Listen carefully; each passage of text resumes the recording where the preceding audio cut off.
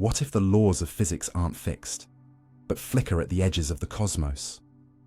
What if time doesn't flow forward, but loops, splits, or even disappears entirely? What if you're just one version of yourself among infinite others, and your sense of control is just a carefully crafted illusion? In this video, we're diving into 30 of the strangest, most mind-bending questions science dares to ask. Ideas that challenge what's real, what's possible, and what it means to exist. If you've ever felt like reality is more fragile, more mysterious, or more simulated than it seems, you're not alone. So if you're ready to rethink everything you thought you knew about the universe, hit like, subscribe, and come with me. Because what we're about to explore doesn't just explain the world, it might break it. Let's begin. The simulation hypothesis. Are we just code in a cosmic computer? You've stared at a screen before, haven't you?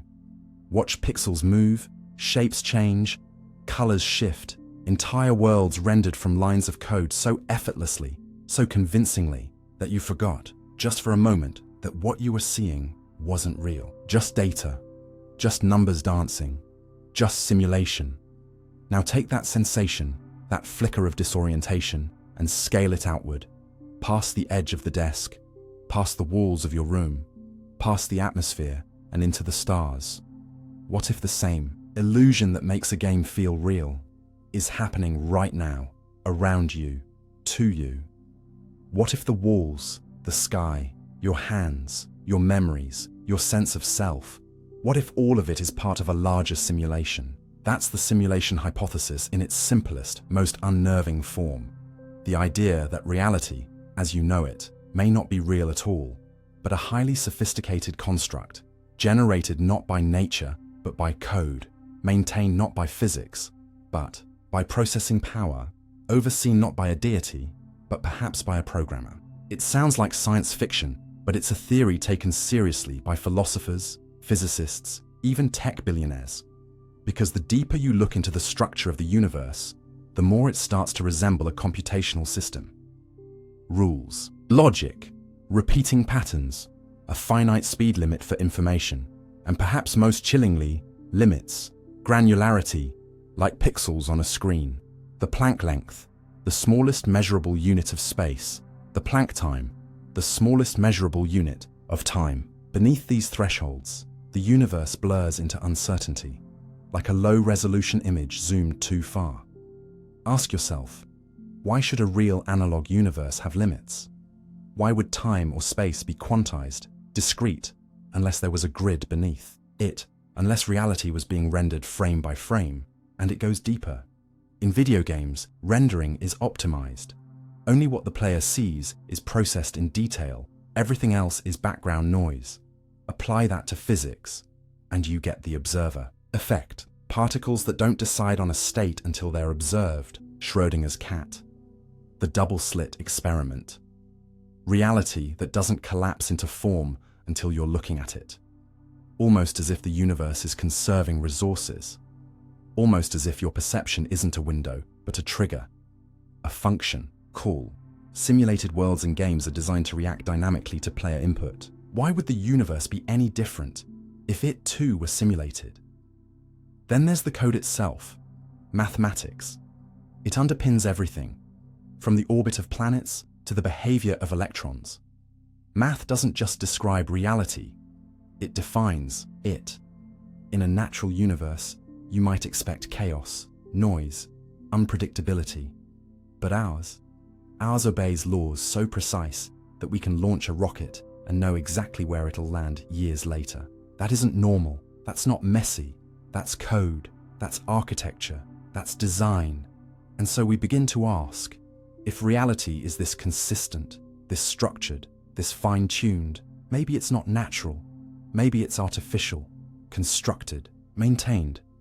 But then comes the second layer of horror. Not just that you live in a simulation, but that you are simulated. Your thoughts, your memories, your fears, stored, processed, predicted. A mind not formed in a womb, but in a server. And the existential dread isn't just about what that means for your freedom, it's about what that means for your purpose. In a simulated world, you're no longer the protagonist of a natural story. You're an instance, a runtime. a line of code executing. And if someone else built this world, then someone else can end it, shut it off, reboot it, erase it, not out of cruelty, but simply because their experiment is over. Their curiosity is satisfied. That's the terrifying power asymmetry. If you are simulated, you are not sovereign. And yet, in that abyss, a strange kind of liberation emerges. Because what is consciousness really, if not awareness? And if you are aware, even as code, even as emulated pathways firing in a digital substrate, then who is to say that your experience is less real? If you feel love, pain, joy, awe, does it matter whether the neurons are biological or digital? Does it matter whether the sunrise you admire is natural or rendered, if the emotion it evokes is genuine? You begin to see the shape of something deeper, something beautiful, even in its uncertainty. Maybe the simulation hypothesis isn't about fear. Maybe it's about understanding. Because if you are simulated, then so is everyone else. And if we are all part of the same rendering, then we are connected, not just metaphorically, but literally, threads in the same fabric, variables in the same equation. And maybe the goal isn't to escape the simulation, but to understand it, to learn its rules, to recognize its patterns, to treat the other simulated beings with kindness, not because it's the right thing to do, but because, in a sense, they are you, mirrored, repeated, rendered from the same source. And what of the creators, the so-called programmers? If they exist, what does that mean? Are they gods, scientists, children? Did they build us out of curiosity, out of boredom? Are they watching, judging? Or did they set it running and forget about us entirely? The truth is, we may never know. And that's what makes this hypothesis so haunting. It doesn't give answers.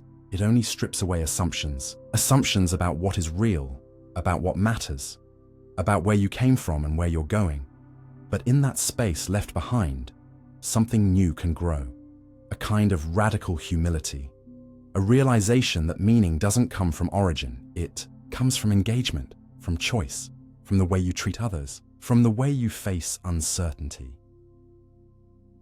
So perhaps the simulation hypothesis is less a question of, are we real? And more a challenge. If this is a simulation, what kind of program do you want to be? What kind of subroutine will you execute? Will you be a glitch, a virus, a crash? Or will you be a patch, a stabilizer, a burst of color in a world of gray logic? Because whether you are simulated or not, your actions ripple, your thoughts shape your world, your attention alters reality, and in that sense, simulated or not, you are still a creator, still a participant, still a mind that matters. And maybe, just maybe, the simulation isn't a prison. It's a test, not a punishment, but a playground, not a joke, but a mirror. And what you see in it, what you build in it, says more about you than any code ever could. Because even in a simulated world, choice is real, connection is real, suffering is real, beauty is real. And maybe reality isn't defined by what something is made of, but by what it means to those who live inside it. Quantum immortality. A version of you might never die. You've imagined death before, haven't you?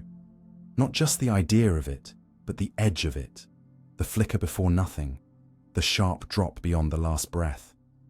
You've wondered, in quiet moments, what it would feel like to cease, to dissolve into a silence you can't even comprehend. And yet, here you are, alive, always here. No matter how many risks you've taken, how many close calls you've brushed past, there's a strange continuity in your awareness, a relentless presence, a steady eye that never quite goes away. What if that isn't just luck? What if that isn't coincidence or divine grace or evolutionary stubbornness? What if, in the deepest structure of reality, there is a rule you don't understand? A rule that says you can never experience your own death because in every moment when your life could have ended, it didn't. That's the haunting proposition of quantum immortality, that at every fork in the road where you could have died, car crash, heart failure, falling asleep at the wheel, the bullet just barely missing, in at least one version of reality. You didn't. You survived. And that's the version you're conscious in. Always. Over and over. Because you, the you reading this right now, may only ever be aware of the branches where you live. Forever. No matter what. It sounds absurd, doesn't it? Like science fiction stretched too thin. But it's born from one of the most mind-shattering ideas in quantum mechanics, the many-worlds interpretation. According to it, every time a quantum event happens, reality splits. Every possible outcome occurs. In its own branch of the universe, a particle goes left and right, a cat lives and dies, a coin lands heads and tails, and somewhere, in each branch, a version of you sees that outcome. This branching isn't just theoretical, it's a way of preserving the mathematics of quantum theory without collapsing possibilities. And if you follow that logic to its furthest edge, a strange implication emerges. In every moment you might die, there's at least one version of reality where you don't, and that's the version where your consciousness continues, always. Even if it means surviving the impossible, even if it means waking up in a hospital bed you should never have made it to, even if it means your awareness lurches forward, dazed but unbroken, into a world where everyone else thought you were gone. You don't get to see the branches where you died. You only ride the ones where you lived. That's what makes quantum immortality so deeply personal, so quietly terrifying. It doesn't claim you can't die. It claims you won't ever feel it. But if that's true, if your experience only continues along paths where you survive, then what does that make you? Lucky? Cursed? Eternal? What happens when your body fails, but some improbable sequence keeps it going? Resuscitation? Miracle drug? 1 in a billion rescue? What happens when the people around you fade, one by one, and yet you remain, older, sicker, stranger to the world, survivor of too many endings? You may not notice it now, but imagine a life where everyone else dies. Every friend, every love, every version of Earth itself. And yet you linger, not as a god, not as a hero, but as the last flicker of a consciousness that, through sheer quantum probability, never finds the branch where it ends. You might survive nuclear war. You might survive the collapse of civilization. You might survive your own mind unraveling. You might survive so long that the universe becomes unrecognizable, and still, something in you holds on, because every other version of you dies. But not this one. Never this one. And here's the unsettling part. You'd never know it was happening. To you, it would just feel like an unbroken thread of improbable escapes, near-death experiences, shocking recoveries. You'd call it fate. You'd call it resilience. But behind the curtain, behind the sensory illusions, the quantum mechanics would be splitting and splitting. Millions of versions of you gone in every direction, except the one you inhabit. The one that can never truly end. Not because you're immortal in the grand mythical sense, but because your consciousness is entangled with survival. It follows the paths where it can exist. And death is, by definition, not one of those paths. Death, in this view, is not something you experience. It's something that happens in other timelines, to other versions, but not to you, not ever. The lights never go out, because when they should, you simply find yourself in a branch where they didn't. But what would that feel like? Would you even recognize it? Would the world around you begin to break under the weight of your persistent survival? Would it start to look like a dream, familiar and strange and eerily empty? If everyone else dies and you keep living, then your immortality becomes a slow form of isolation. You become the last observer, the ghost in the machine. And the question shifts from, can I die, to, what happens when I'm the only one left alive to ask? Quantum immortality isn't comforting. It's not a fantasy of eternal youth or endless joy. It's a whisper that you may be the one left holding, the thread when all the other hands have let go. A whisper that says, your story never ends. It just gets lonelier, more fragmented, more improbable. And maybe that's the true cost of eternal awareness. Not pain, not suffering, but a slow drift into strangeness. Still, there's another way to see it. A softer lens, a hopeful interpretation. Maybe quantum immortality doesn't make you a prisoner of probability. It makes you a witness to wonder. The one who sees more, lives longer, learns deeper. Maybe you are the universe's memory. Its ongoing act of observation, its unfolding, awareness, its final mirror. And maybe, just maybe, this is why you're still here. Reading, thinking, breathing. Because somewhere, on the knife edge between what is and what could have been, your thread of existence continues, carried not by destiny or design, but by the simple, inexplicable momentum of consciousness itself. The refusal to blink, the inability to vanish, the endless question, what happens next? So maybe you won't die. Not really. Not from the inside. You'll just keep waking up, again and again, in the version of the universe where you lived. Long after others have gone. Long after logic said you shouldn't be here. And maybe that's not a tragedy. Maybe it's a gift. A strange, solitary miracle. A chance to witness the deep, quantum poetry of being. To see not just what the world is, but what it could have been. And what you are, when all the other yous are gone. The Multiverse Theory. Are you just one version of yourself? There's a question that waits behind every decision you make, quietly pulsing beneath the surface of your life, even if you've never dared to ask it aloud.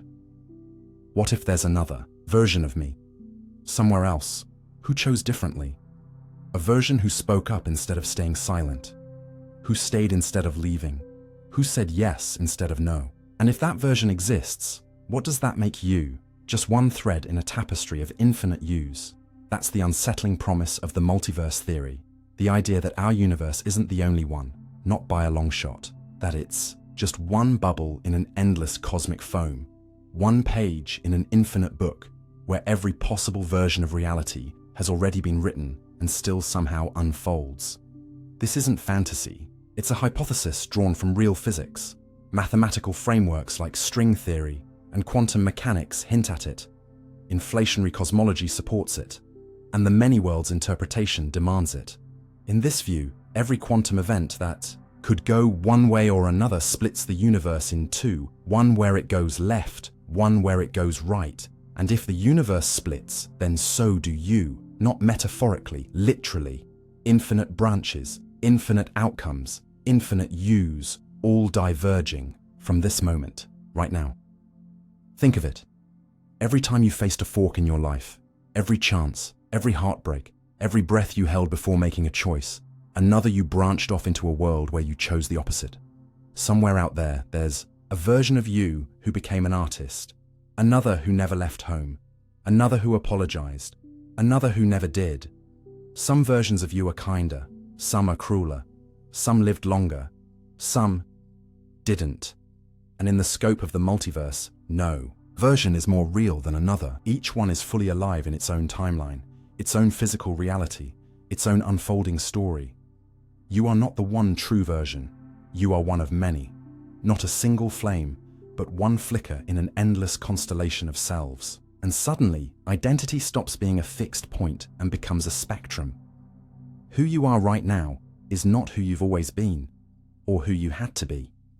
It's just who you are here, in this world, in this run. The multiverse turns the self into something plural, something fluid. You are not defined by what you've done, but by what you could have done, because somewhere you already did. But this realization isn't just expansive, it's existentially crushing. Because if every possibility is already playing out, if every version of you exists in some parallel strand, then what does that mean for your choices? Do they still matter? Does effort still count? Or are you just walking the rails of a script you didn't write, playing out a line you can't escape? That's the paradox of infinite possibility. It can feel like a trap, like you're just one echo in an infinite hall of mirrors. And if every you exists, then why bother being this one? But here's where the multiverse theory shifts from cosmic horror to spiritual clarity. Because while every version of you might exist, only one version is yours to live. This one, this moment, this breath. And that makes it sacred.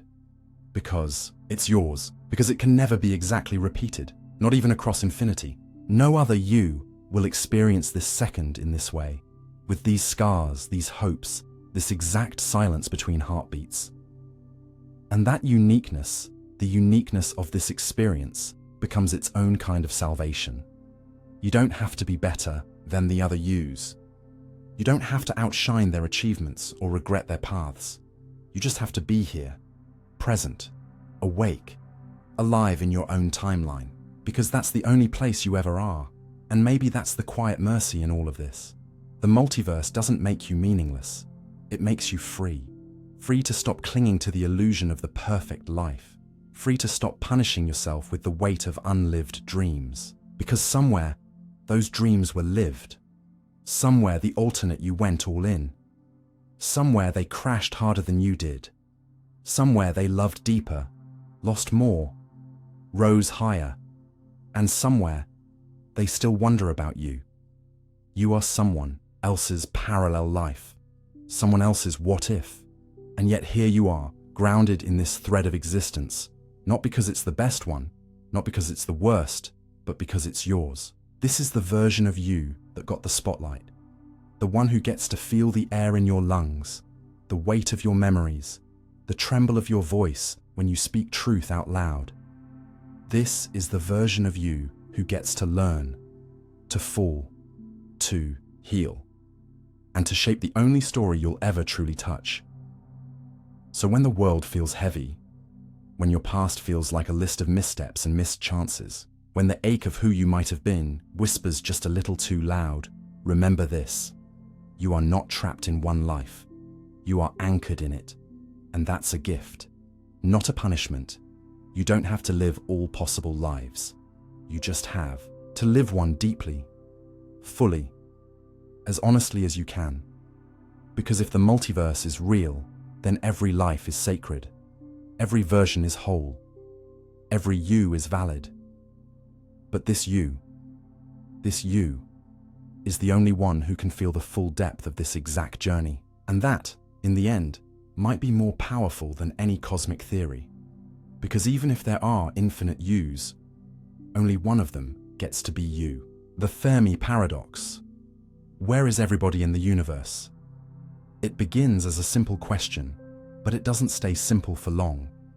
You look up at the night sky, millions of stars, galaxies beyond counting, planets orbiting in silent darkness, and something in you asks, not out of curiosity, but out of necessity, where is everyone? Because the math doesn't lie. The universe is old, ancient, wide beyond comprehension. There are more planets than grains of sand on Earth, more chances for life than you'll ever be able to imagine. And yet, nothing. No messages, no ships, no visitors, no signals that whisper, you are not alone. This silence, that aching, cosmic silence, is what physicists call the Fermi paradox, a contradiction between high probability and zero evidence. If intelligent life is common, then why haven't we seen any sign of it? Why is the universe so quiet? Why are we, as far as we can tell, so devastatingly alone? To begin unraveling this paradox, you have to start by understanding just how likely life should be. There are an estimated 100 billion stars in our galaxy alone, and around most of those stars are planets. Some of those planets are Earth-like. Some lie in the habitable zone, just close enough to their stars to hold liquid water. And if life can arise on one small rock like Earth, then statistically, it should arise again and again. Evolution doesn't need miracles. It needs time, chemistry, and patience. And the universe has had plenty of all three, so life should be out there. Life that breathes, moves, builds, speaks. Life that thinks about life. Civilizations older than ours, more advanced, more powerful, capable of colonizing entire galaxies, spreading across the stars like light spilling across water. If they exist, they should have come here by now. Or at least sent something, anything. A probe, a signal, a trace. But they haven't. Or if they have, we haven't noticed. The sky remains quiet, and the question turns sharper, more urgent. Why? Some say we're early, that humanity is among the first sparks of intelligence. that the cosmic stage is still being set. But the universe is nearly 14 billion years old. Earth formed just 4.5 billion years ago. There's been more than enough time for someone else to emerge, to explore, to leave a footprint. Others argue that intelligent civilizations inevitably destroy themselves before they reach the stars. That intelligence leads to technology. Technology leads to weapons, and eventually the spark of awareness snuffs itself out. Maybe that's the pattern. Civilizations bloom, burn, and vanish before they can make contact. Maybe the silence isn't empty space. It's a graveyard. Or perhaps the galaxy is teeming with life, but we're just not interesting enough yet. Maybe we're being watched from afar, like animals in a cosmic zoo, observed but never contacted, shielded, contained, kept in the dark for our own protection, or worse, deliberately ignored. Maybe intelligence is so common, so banal, that we're just another species muttering into the void. Nothing special, nothing worth answering. Then there's the terrifying possibility that we've already missed, the signs. That alien civilizations have spoken, but we didn't understand the language. Or we weren't listening with the right instruments. Or we dismissed their signals as noise, static, cosmic background radiation. Maybe the universe is speaking to us, but we're not evolved enough to hear it. Not yet. And maybe we never will be. Because here's the cruel truth buried inside. The Fermi paradox. The universe is under no obligation to make itself legible to us. It doesn't owe us answers. It doesn't owe us company. Maybe we are alone, not because life is rare, but because awareness is fragile, fleeting. A candle, flickering on a windy plain, and perhaps Earth isn't a cradle. It's a fluke, a rare convergence of chance and chemistry and silence. And you sitting here, breathing, thinking, questioning, maybe you are a statistical miracle. Maybe you are the only consciousness in this corner of the universe capable of asking the question at all. But what does that mean for you? If you are truly alone, if humanity is the first, or the last, or the only, then every choice you make matters more than you can comprehend. You are not just a passenger on this planet. You are its voice, its witness, its echo in the dark. If we are alone, then the responsibility is enormous, because it means that intelligence is not inevitable. It is precious, it is rare, and it must be protected, nurtured, preserved not for its own sake, but because the universe might never make it again. And you are part of that intelligence, part of that brief flicker of awareness that the cosmos has allowed to bloom. If there is no one else, then it is up to you to make that awareness count, to expand it, share it, pass it forward, to be, in some small way, the answer to your own question. But perhaps there's still hope hidden in the silence. Perhaps we're not alone. Perhaps we're just early or late or not looking in the right place. The paradox remains unresolved, but that doesn't make the question any less beautiful. In fact, maybe it makes it more so. Because to ask, where is everybody, is to reveal a longing older than language, a yearning not just for contact, but for connection, for confirmation that we are part of something bigger. And maybe that hope is the real miracle, the real message, that despite the silence, despite the distance, despite the emptiness, we still ask, we still wonder, we still look up at the stars and whisper, is anyone there? And maybe that whisper is the signal. Maybe we are the message the universe is sending to itself, not a cry for help, but an invitation, a beginning, a spark waiting to be seen. And if someday, somewhere, someone answers back, it won't just be the end of a paradox. It will be the start of a new story, one where we are no longer alone in the dark, but part of a chorus, one where our question becomes a conversation, and the silence, finally, gives way to song. The Boltzmann brain problem. Could you be a brain floating in space? Close your eyes for a moment and imagine this. You wake up, not in your bed, not in your home, but in the vast, silent emptiness of space.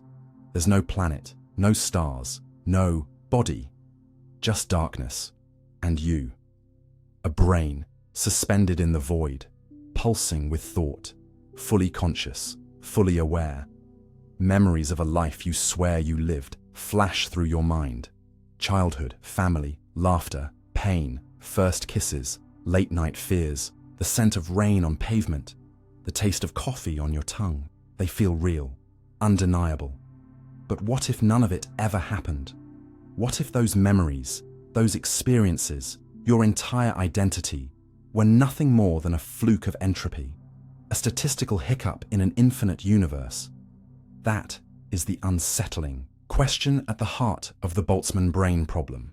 A thought experiment so strange, so deeply disorienting, that it makes you question not just your place in the universe, but the very nature of reality itself. Because it suggests something truly disturbing, that it might be more probable, in a universe governed by randomness, for a single, fully formed brain with false memories to spontaneously pop into existence than for an entire structured universe, like ours, to unfold in an orderly way.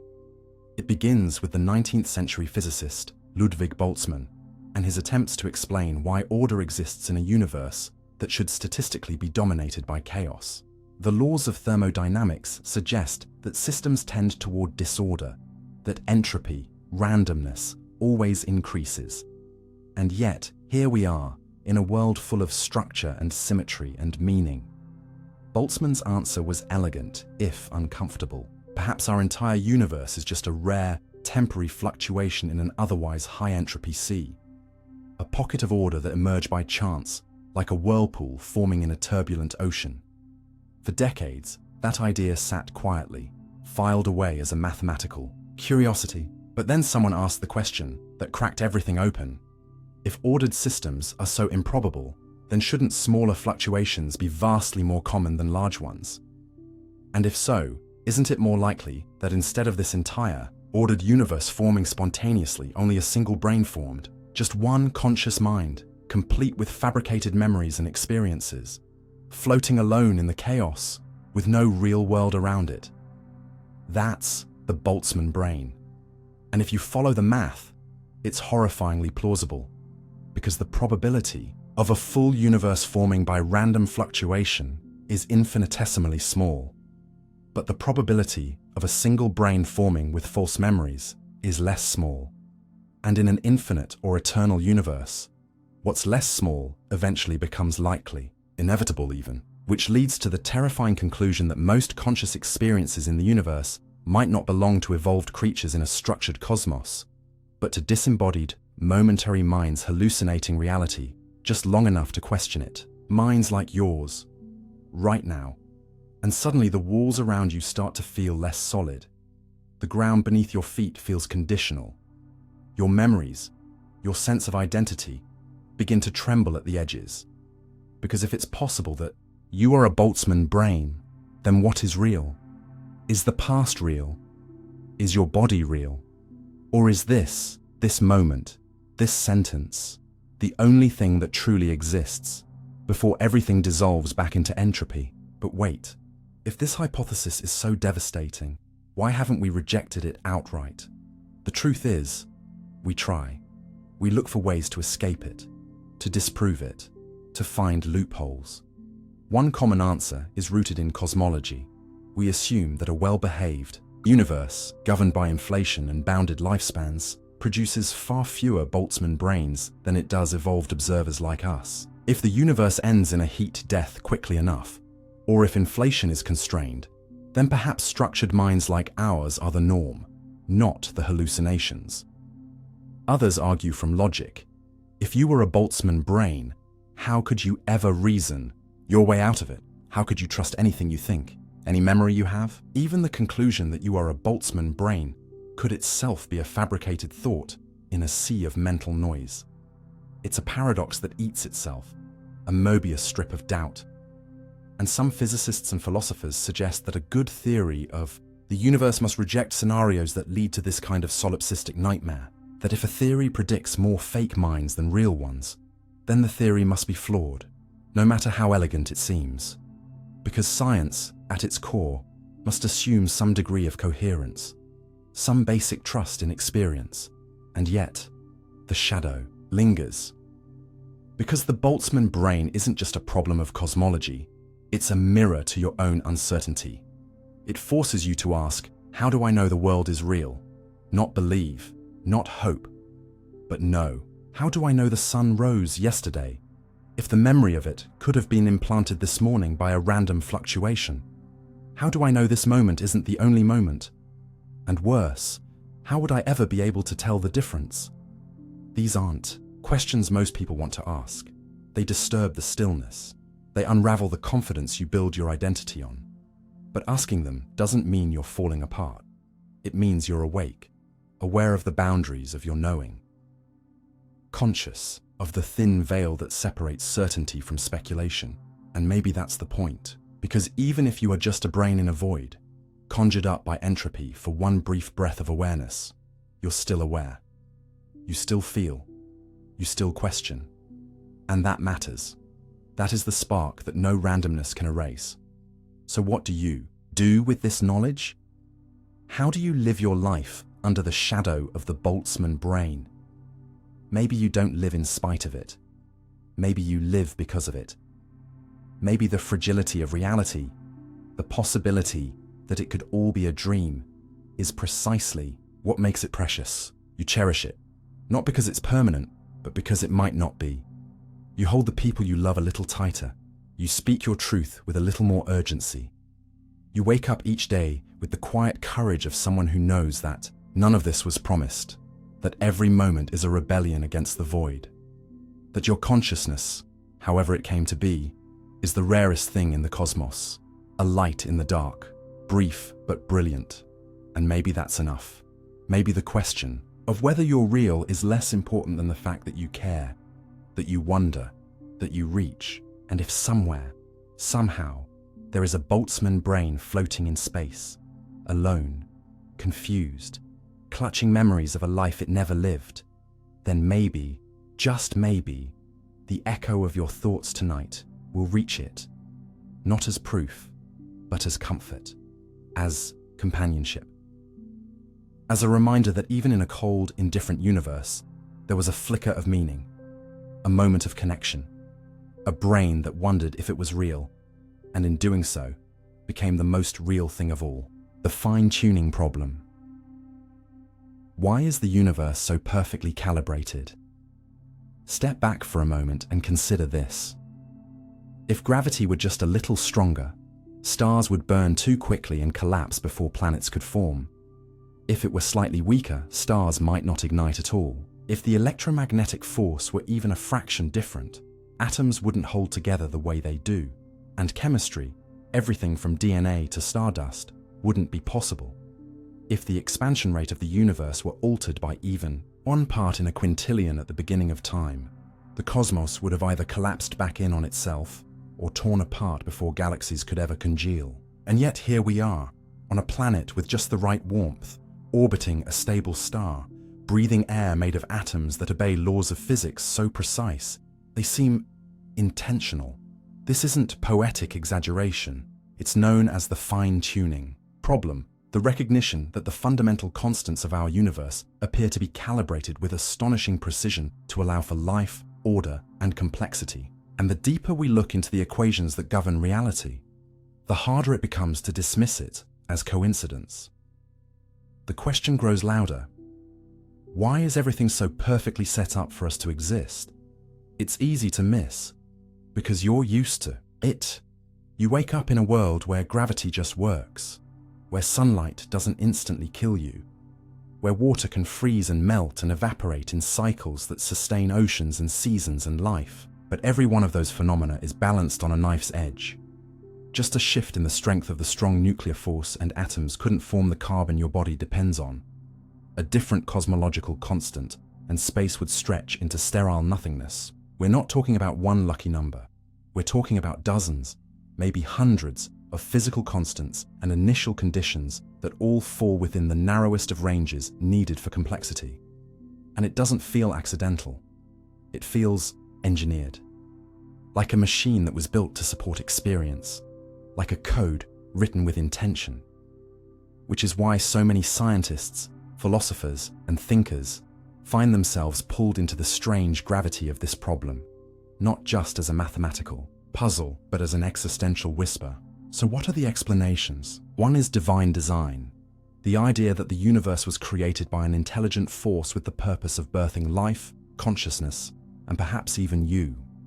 This is appealing to many because it provides not just an answer, but a narrative, a sense of purpose.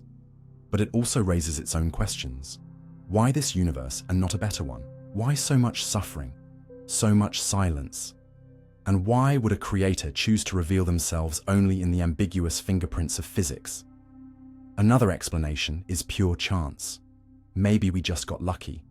Maybe this is the only universe, and it just so happens that it has the right settings for life. But that answer feels unsatisfying, like explaining a loaded deck by calling it random. The odds against life-permitting conditions are so staggeringly high that calling it luck feels like intellectual surrender. Which brings us to the third and most fascinating explanation, the multiverse. If there are countless universes, each with different values for physical constants, then we shouldn't be surprised that we find ourselves in the rare one that supports life, because observers can only exist in such places. It's not that this universe was made for us, it's that we could only ever wake up in one that works. All the failed universes, the sterile ones, the collapsed or chaotic ones, they exist too, but no one's there to notice them. This is the Anthropic principle applied at a cosmic scale. The universe looks fine-tuned because only fine-tuned universes contain beings capable of noticing fine-tuning. But while this answer is elegant, it's also unsettling. It turns the miracle of your existence into a selection bias. You're not here because you were chosen. You're here because in all the other places, no one is. No one ever was. Still, this explanation doesn't truly dissolve the mystery, it just pushes it back. Because even if there are infinite universes, why do the rules allow for universes at all? Why do the quantum fields exist? Why are there laws? Why is there something instead of nothing? These aren't scientific questions. They're philosophical, maybe even spiritual. And in that space, the fine-tuning problem becomes more than a puzzle. It becomes a mirror, a reflection of your longing to understand not just how the world works, but why it does, why it exists, why you're here, able to ask these questions at all. Because this kind of precision, this kind of improbability, doesn't just point outward, it points inward. It forces you to confront the fact that your existence is improbable to the point of absurdity, that your thoughts, your emotions, your breath, all arise within a system that could have failed to exist in trillions of ways. And yet, here you are. And maybe that's the most profound aspect of the fine-tuning problem.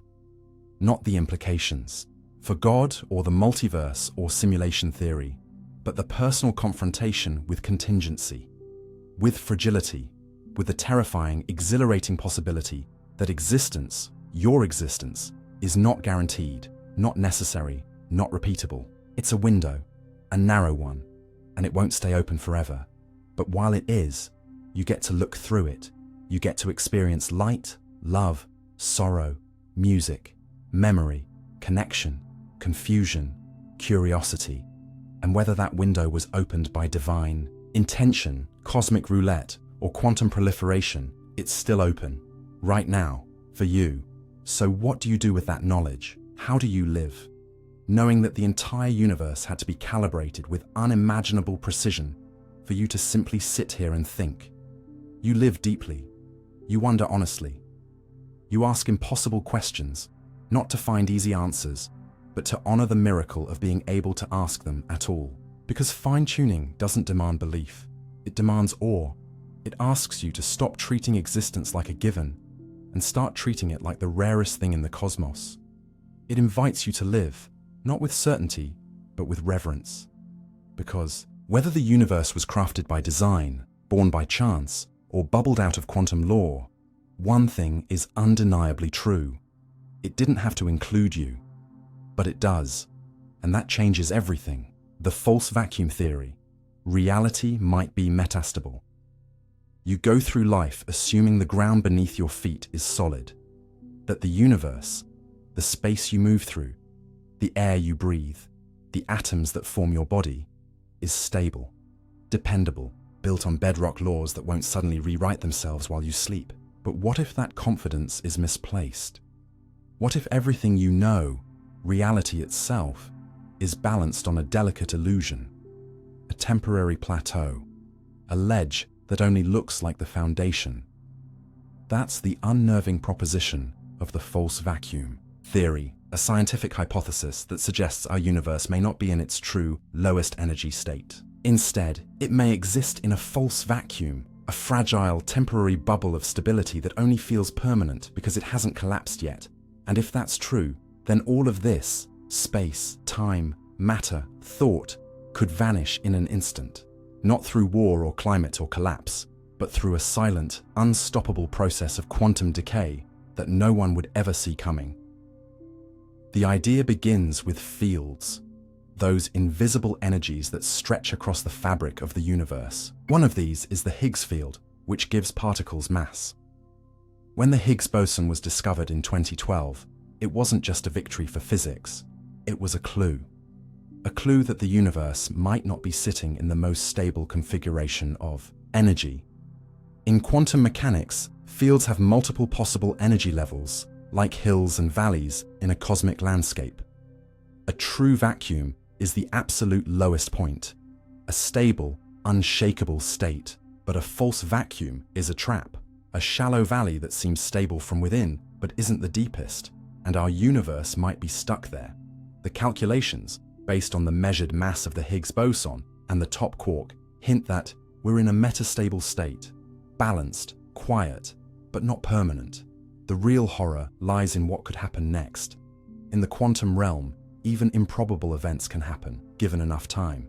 And in this case, the event is a phase transition, a quantum tunneling event where a tiny bubble of true vacuum forms somewhere in the universe. It would be incredibly small, smaller than an atom, but it wouldn't stay that way. Because the true vacuum has lower energy, it would be more stable, more real, and the laws of physics would compel it to expand at the speed of light, a bubble of nothing racing outward, rewriting reality as it goes, not destroying it in a violent explosion, but transforming it. The atoms we're made of wouldn't survive. The forces that hold us together might not even exist. The laws of physics themselves could shift. Gravity, electromagnetism, space and time, all changed or erased. And the worst part, we'd never see it coming. Because the wall of the bubble would travel at the speed of light. No warning signal could outrun it. One moment you're here, the next, you never were. This isn't a sci-fi nightmare. It's a real possibility grounded in serious physics. The math doesn't guarantee it will happen, but it doesn't rule it out either. It's a cosmic coin flip, and we're just now realizing we may be living inside the flip. But this possibility opens deeper questions, questions that pierce far beyond physics. If the universe is metastable, what does that say about permanence? About control? About meaning? You spend your life planning, building, worrying, striving, as if the future is a place you can walk toward, brick by brick. But if reality can dissolve without warning, what does that future mean? What do your goals mean? Your fears? Your identity? It doesn't make them meaningless. It makes them precious, urgent. It reframes time not as a road to somewhere, but as a fragile window that exists only for a while. A gift that can close mid-sentence. And perhaps this is the strange mercy of the false vacuum. It reveals just how fragile everything is, so that you can finally see how beautiful it has always been. And it isn't just about death. This isn't about you ending. It's about the canvas itself disappearing. The room where existence happens, gone. The framework in which choices and stories and love and loss can unfold, erased not by malice, but by the quiet logic of energy. And yet, we live as though this framework is infinite, as though it's solid. And maybe we need to. Maybe that's what makes us human. The ability to act with purpose even when everything we're standing on could vanish without a trace. To love deeply in a universe that might be temporary. To seek meaning in a cosmos that offers none explicitly. And to create stories, art, connection. Not because the universe demands it, but because we do. Because if this really is a false vacuum, if everything is temporary, then what we do with the time we're given is the only thing that ever mattered. So what do you do with that time? You live. You wonder. You open your eyes a little wider and let the small things stun you. Sunlight on skin, laughter in the dark, the sound of your own heartbeat reminding you that for now, at least, you still exist. You don't need to solve the paradox. You don't need to find escape. You only need to be here. Because if this universe is a ledge, then standing on it and singing into the void may be the most powerful thing you can do.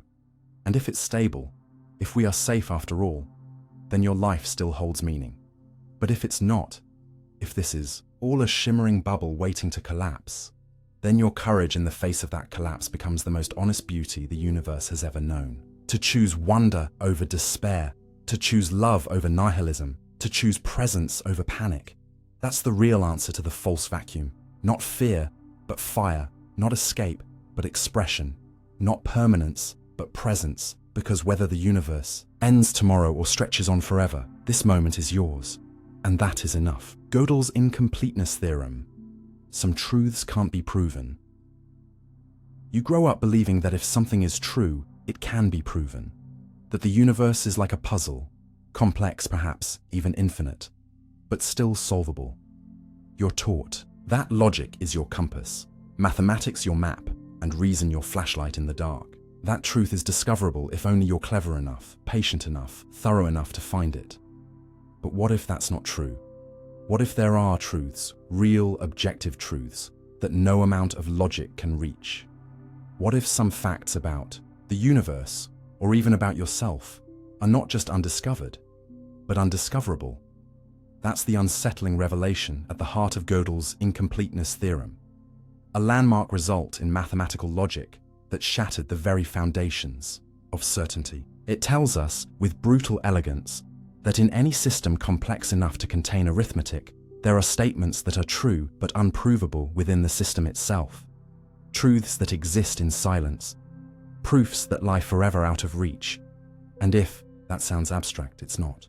It's a mirror, a whisper that even in the most precise structures of thought, there will always be limits, edges we can't see beyond, not because we're not smart enough, but because the nature of truth itself won't allow it.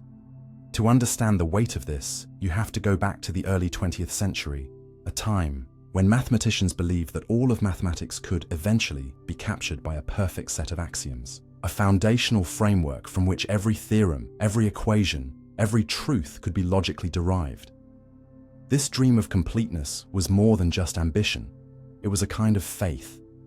Faith that reason, wielded precisely, could explain everything. And then came Kurt Gödel, a quiet, brilliant logician who at the age of 25 turned that dream inside out. In 1931, Gödel proved that any consistent formal system capable of expressing arithmetic will inevitably contain true statements that cannot be proven within that system. Not possibly, inevitably. The dream of completeness was not just difficult, it was impossible. How did he do it? Gödel constructed a statement that essentially says, this statement is not provable. If it could be proven, the system would contradict itself because it would be proving a falsehood. But if it can't be proven, then it's true, because what it says is precisely that. It is unprovable. This self-referential loop created a paradox that no amount of logic could untangle. The result? There are true statements, statements about numbers, about logic, about systems, that are beyond proof. No matter how hard you try, no matter how long you search, the tools inside the system aren't enough to reach them. You must step outside the system, build a bigger one with new rules, and even then, the new system will have its own blind spots, its own silent truths.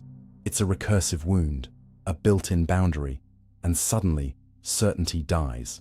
Not just in math, but in everything. Because if even in the most rigorously defined systems, mathematics, the very language of precision, there are truths we cannot access, what does that say about the rest of our lives? About our attempts to understand the universe, to understand ourselves? Every theory, every belief, every worldview becomes, at best, an approximation, useful but incomplete. We live inside systems that cannot fully explain themselves. And if you think about it, you've felt this intuitively. You've encountered truths in your own life that you couldn't prove. You felt things to be right without being able to justify them. You've trusted, even when evidence was absent. You've stood at the edge of your own logic and peered into something deeper, uncertain, ineffable, but real. Gödel didn't just dismantle a mathematical framework. He exposed something universal, the inherent limitations of any perspective that tries to be total. And yet, this isn't nihilism. It doesn't mean that truth doesn't exist. Quite the opposite. Gödel's theorem shows that truth is bigger than proof. That reality is not reducible to what we can write down, quantify, or derive. There's a quiet beauty in that, because it means that the mystery isn't a failure, it's a feature. That wonder, humility, and reverence aren't just emotional reactions, but rational responses to a world that refuses to be boxed in. And maybe this reframes your relationship with knowledge. Maybe you stop asking for absolute certainty and start appreciating what it means to navigate a landscape where some paths are hidden. Not because they're false, but because they're too deep to map. This shifts how you think about life. 2. About morality, meaning, love. How many times have you demanded a reason for what you feel? How often have you tried to explain your pain, your joy, your longing, as if they should fit inside a proof, but maybe they don't have to? Maybe Gödel's whisper applies here too. Maybe some of the truest parts of being human aren't provable, but that doesn't make them any less real. Maybe the fact that you can't measure the weight of a memory doesn't mean it's meaningless. Maybe the fact that you can't prove you're living the right life doesn't mean you're lost. You live inside a system of thought, of language, of flesh, and some things will always lie just beyond its edge. And that's okay. That's expected. That's built into the logic of being. So what do you do with this? How do you move forward, knowing that some truths can't be proven? You keep searching anyway, not because you'll find everything, but because the search itself shapes you. You build your understanding not on certainty, but on coherence, not on final answers, but on useful ones. You become a curator of meaning rather than a collector of proofs. And that doesn't make your insights weaker, it makes them wiser. It makes you capable of holding complexity, contradiction, ambiguity. It makes you gentler with others and with yourself. Because if truth is often silent, then listening becomes your greatest skill. You stop shouting for answers and start cultivating stillness, where the unprovable truths can finally be felt. And maybe that's what Gödel really gave us. Not despair, but perspective. A kind of intellectual humility that makes room for mystery. He didn't destroy mathematics, he deepened it. And in doing so, he invited us to see ourselves differently, not as masters of a closed system, but as explorers on the boundary of what can be known, as being shaped not just by what we can prove, but by what we dare to believe in, despite not being able to. And maybe, in a world full of noise, that kind of quiet faith is the most rational choice of all. The eraser experiment, undoing the past by changing the future. You think time moves forward, don't you? That events flow from past to present to future, like dominoes falling in a single, irreversible line. Cause leads to effect. You make a choice, and then you see its outcome. The future depends on the past, but the past, that's supposed to be fixed, set in stone, already written. But what if it isn't? What if, deep in the quantum fabric of reality, the past is just as malleable as the future? What if, under the right conditions, you could change not what happens next, but what already happened? That's the haunting, mind-bending implication behind one of the most bizarre and overlooked experiments in modern physics, the quantum eraser. A real, replicable phenomenon that seems to suggest something almost unthinkable, that the act of observation in the present can alter what was real in the past. That time, at the quantum level, may not be a one-way street, and that cause and effect may be entangled in ways that defy not just intuition, but everything you thought you knew about how reality works. To understand what this means, we need to go back to the infamous double-slit experiment, one of the simplest and strangest setups in quantum mechanics. A particle, like a photon or electron, is fired at a barrier with two slits. Behind the barrier is a screen to detect where the particle lands.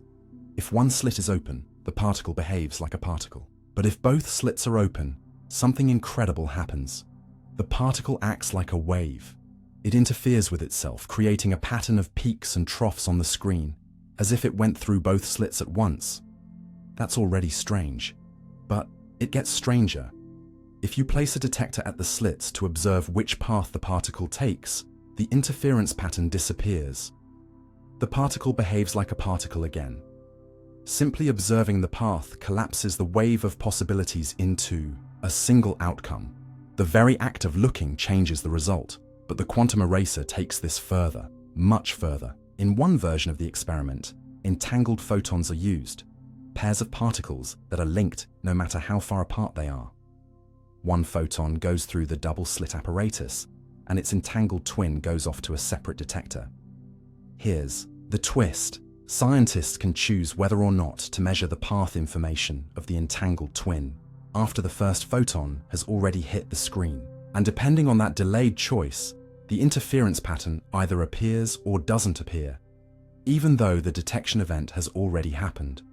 In other words, the decision to observe or not observe seems to reach backward in time, changing the way the particle behaved before the choice was made. It's as if reality held its breath, waited to see how you would look at it, and only then decided what had already happened. This isn't science fiction, it's peer-reviewed, laboratory-tested quantum physics. It doesn't mean you can go back and rewrite history with your willpower. But it does mean that, at the most fundamental level, what happened may not be determined until someone looks. The past, in these experiments, isn't fully real until the future completes it. And if that's true on a small scale, what does it mean on a larger one? If the quantum world underlies everything, the molecules in your skin, the neurons in your brain, the synapses that fire when you remember, regret, or wonder, then perhaps this isn't just a physics anomaly. Perhaps it's a mirror. Perhaps your own story is more flexible than you think. Because what is memory, if not a reconstruction? What is meaning, if not a pattern applied in hindsight? When you reinterpret your past, when you reframe your trauma, or forgive someone you once hated, or see the purpose in something that once felt pointless, aren't you, in some small way, changing the past? Not the facts, but the reality of what they mean to you. Maybe the boundary between quantum mystery and human experience is thinner than it seems.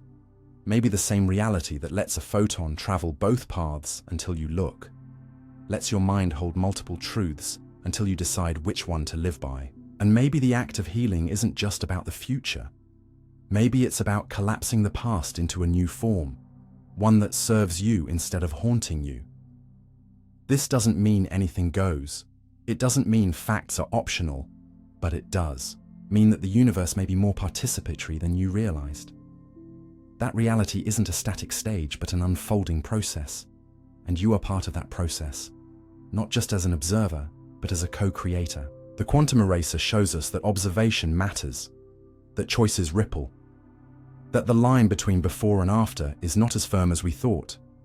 And once you see that, you begin to wonder, what else might be flexible? What else might be up for interpretation? You begin to realize that the future isn't something you walk into, it's something you help define.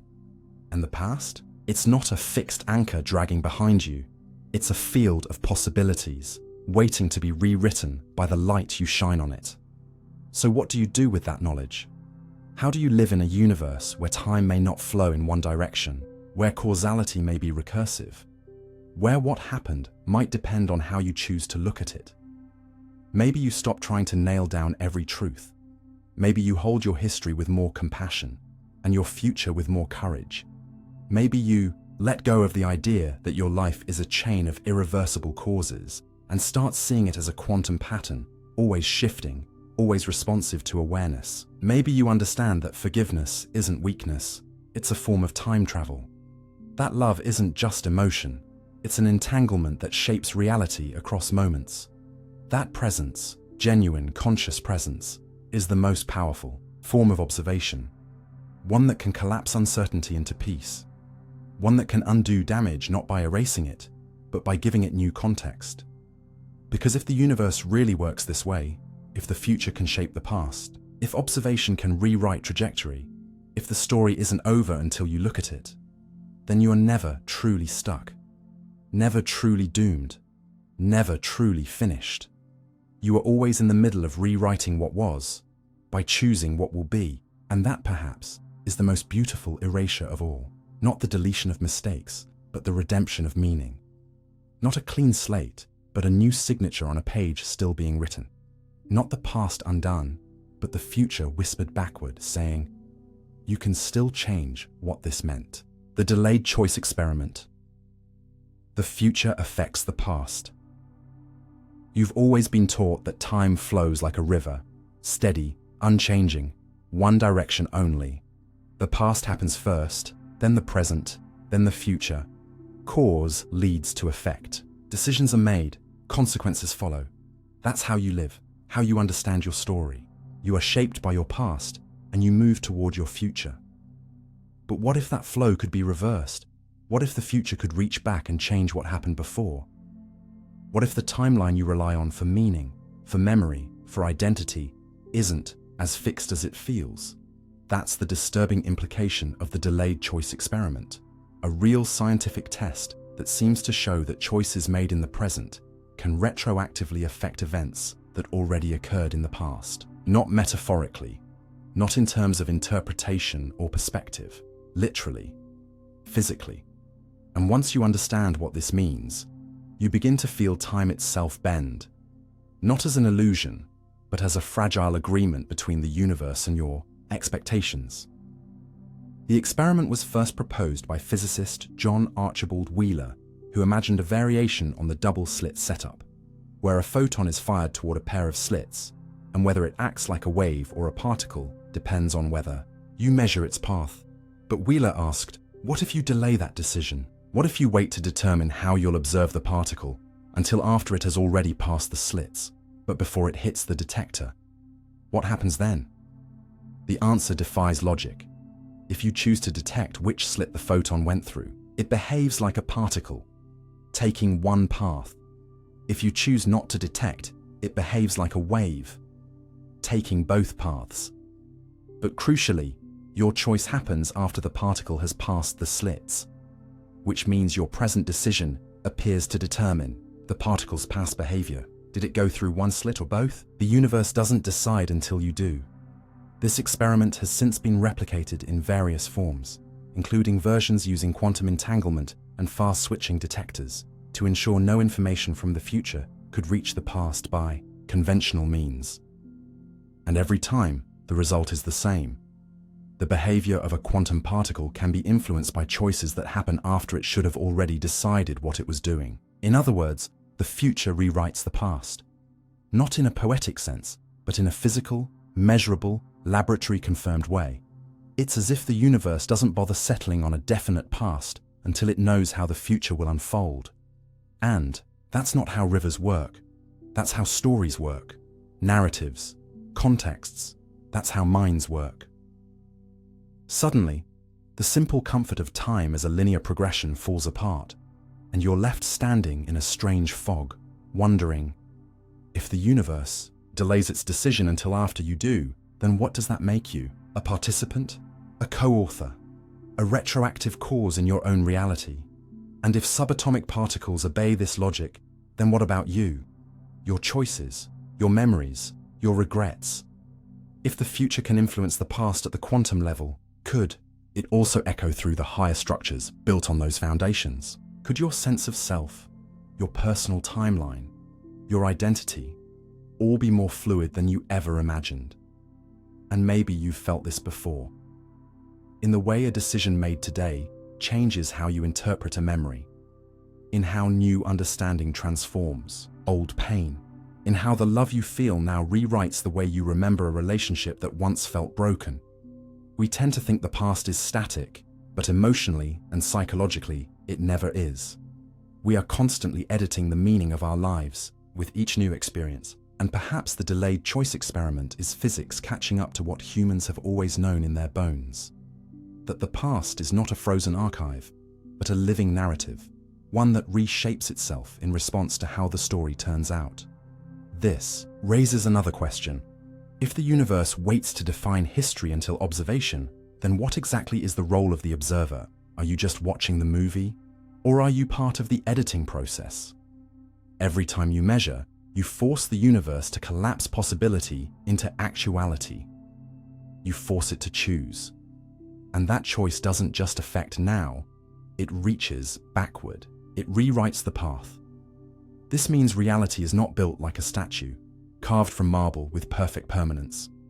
It's built like memory, like film, mutable, conditional, responding not just to what happened, but to how it's understood. And that means your attention matters. Your choices matter, not just for the future, but for what the past even means. So how do you live in a world where the future affects the past? Where your present decisions ripple backward, bending the road behind you into a new shape? Maybe you stop clinging so tightly to regret. Maybe you stop thinking of your life as a straight line with fixed points and start thinking of it as a breathing, flexible geometry. A loop, a spiral, a pattern that can twist and shimmer as you move through it. Maybe healing isn't just about moving on. It's about collapsing the past into a new trajectory. One that holds less pain, more meaning. One that aligns with the person you are becoming, not the person you were. And maybe, just maybe, the delayed choice experiment doesn't just shake your understanding of physics, it frees you. It tells you that you are not just a product of your past. You are a participant in how that past is written.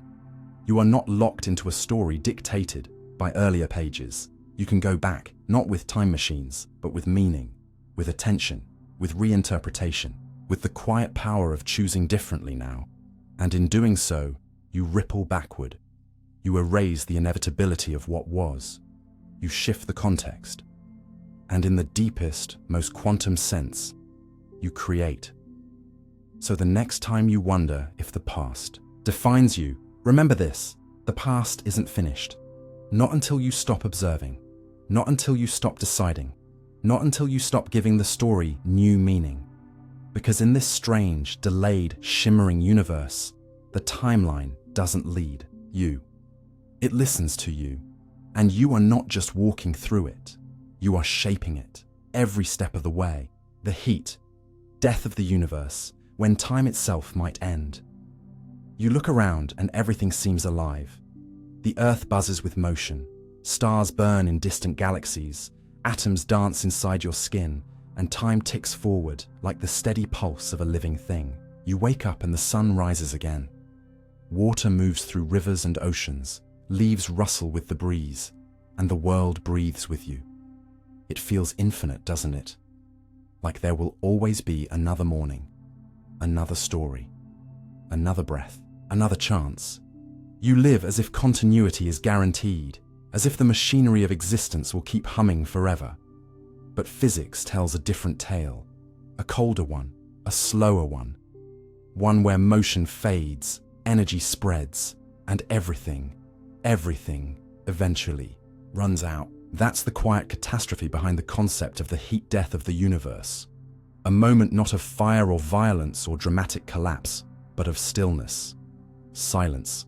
An eternal horizon so far ahead it slips past imagination, and yet so certain that even time itself may have nothing left to measure when we reach it. Because in that distant era, there will be no contrast, no change, no clocks.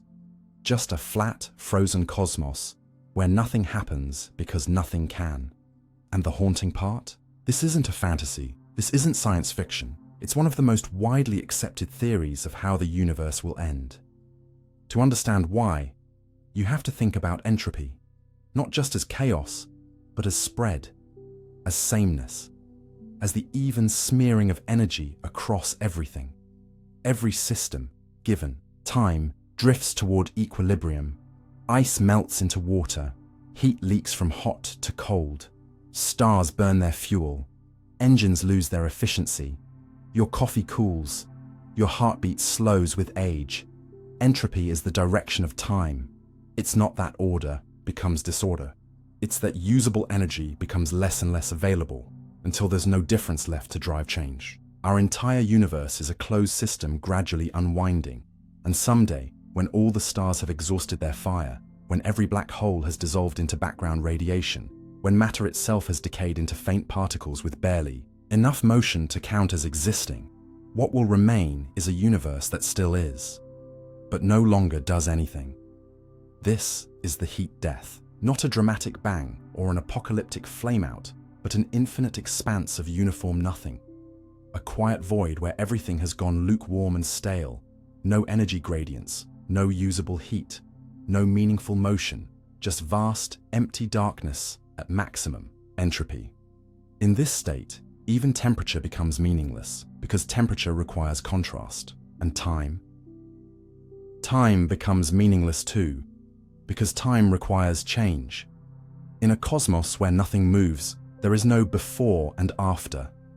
There is no sequence, no heartbeat, no difference to count, no memory to keep. Just a kind of eternal pause, a final resting state where even the ghost of activity has vanished. And consciousness, what happens to that? Awareness, life. In that future, they wouldn't just end, they wouldn't even be possible, not because something destroys them, but because the conditions that make thought or love or memory possible will have vanished. The stage will still exist, but the play can no longer be performed. The theatre remains, but no lights, no actors, no audience, just silence. This all sounds bleak, like something out of a cold cosmic nightmare, but it's grounded in one of the most solid principles in all of physics, the second law of thermodynamics, a law as unforgiving and universal as gravity. It tells us that entropy always increases in a closed system, that energy, once used, becomes less usable, that no process, no matter how efficient, escapes loss. Even the stars, those great engines of creation, are temporary. The universe, left to itself, will decay like a watch that's wound once and slowly ticks towards stillness. The more we learn about the cosmos, the more likely this vision becomes. Dark energy, the strange force that's accelerating the universe's expansion, guarantees that distant galaxies are already drifting beyond our view. Someday, even nearby stars will disappear from our sky, not because they've died, but because they've moved away too fast for their light to ever reach us again. The universe is slipping through our fingers. The night will darken, not suddenly, but completely. And yet, here you are. Here we are, alive, awake, thinking thoughts, creating meaning, laughing, touching, loving, hoping. You are made of particles that burn with purpose, of atoms that still remember how to hold form. And maybe that's the miracle. Not that the universe ends in silence, but that right now it sings. That entropy hasn't won yet, that we live in the brief golden moment between the first light and the final fade, that we are witnesses to contrast, that we are contrast, beings of imbalance, of charge, of difference. Your heart beats because of rhythmic asymmetry. Your neurons fire because of tiny voltage shifts. Your entire existence depends on the universe not having reached equilibrium yet. You are a child of imbalance, alive in the tension between what was and what will be. You are, quite literally, made of borrowed time. So what do you do in a world destined to freeze? What does it mean to be a conscious flicker in a system winding down towards silence? Maybe you don't fight the ending. Maybe you don't despair at the loss. Maybe you treasure the warmth while it lasts. You live now, not because forever is guaranteed, but because it isn't. You love fiercely, not despite the end, but because of it. You create meaning not for permanence, but because impermanence makes every moment sacred. If the cosmos is falling asleep, then every second you remain awake is a defiance. Every breath is a protest. Every heartbeat is rebellion against the coming stillness. And maybe that's what the heat death teaches us. Not hopelessness, but presence. Not futility, but fire. You are the bright flare of awareness inside a dying star. You are the warmth in a universe that is slowly cooling. And the fact that you can know this, that you can say, the universe is fading, while still choosing to love, to grow, to tell stories, to make art, to comfort a friend, That is the most astonishing paradox of all, because time may run out someday. But meaning doesn't require eternity. It only requires attention. It only requires this breath, this heartbeat, this now, and now is still burning. Are we inside a black hole? The hypothesis with alarming implications. You look up at the night sky and imagine distance, stars light years away, galaxies spinning at unfathomable scales, cosmic walls expanding outward into a vast unknown. Space feels infinite, open, wild. But what if that immensity, that seemingly endless expansion, isn't what it seems? What if it's not openness at all, but containment? What if everything you know, everything you see, every galaxy, every atom, every heartbeat is not floating freely in a universe, but trapped inside a colossal black hole? It sounds absurd, like a metaphor stretched too far. And yet, it's a hypothesis that arises naturally when you follow the mathematics of gravity, thermodynamics, and general relativity to their logical extremes. The idea that the universe itself might be the interior of a black hole, a prison disguised as a cosmos, with a boundary you'll never touch and a core you'll never escape. And the most unsettling part? You'd never know. To understand this, you need to understand what a black hole truly is. Not a hole, not a void, but a region of space where gravity is so intense that nothing, not even light, can escape.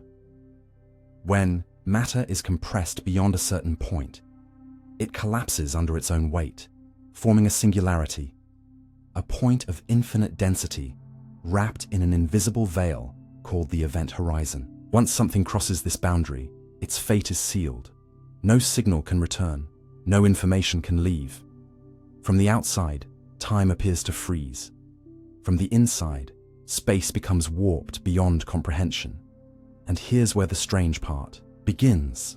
To an outside observer, a black hole looks like a boundary, but from the inside, it could be anything.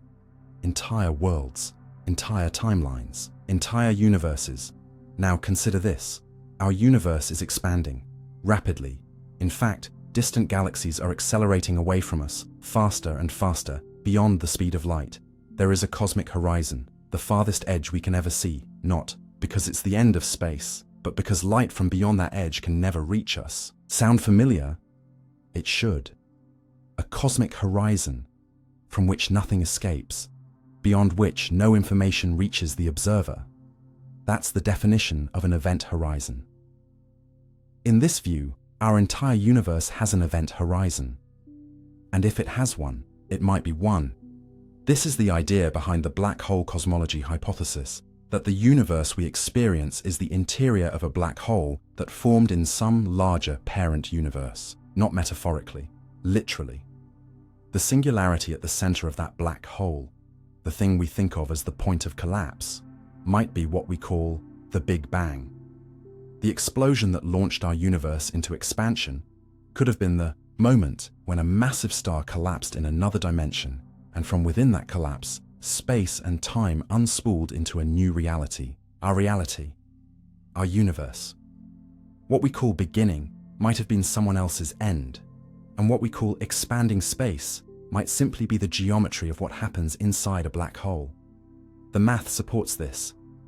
Einstein's equations don't prohibit it. In fact, they describe it. Some solutions to general relativity show that what looks like a singularity from the outside can manifest as an entire inflating space-time from the inside. And from that perspective, everything we know, galaxies, stars, atoms, thoughts, is not in a universe floating in the open, but in a space-time pocket curled within a higher dimension. The universe is not infinite. It's encapsulated, encoded, enclosed. But what does that mean? If we are inside a black hole, what changes? Would we feel it? Would time behave differently? Would gravity twist in new ways? The unsettling answer is no, you wouldn't notice. Inside a black hole, from your perspective, physics still works, light still travels, atoms still bond, time still flows. You'd live your life, dream your dreams, build your civilizations, all while slowly, imperceptibly falling toward a boundary you'll never reach. The event horizon would not look like a wall, it would look like infinite distance. And that's the terrifying elegance of this theory. It doesn't feel like a prison, it feels like a universe. And if that's true, then what about the other side? Is there an outside to our universe? A larger world in which our entire cosmos is just a collapsed point?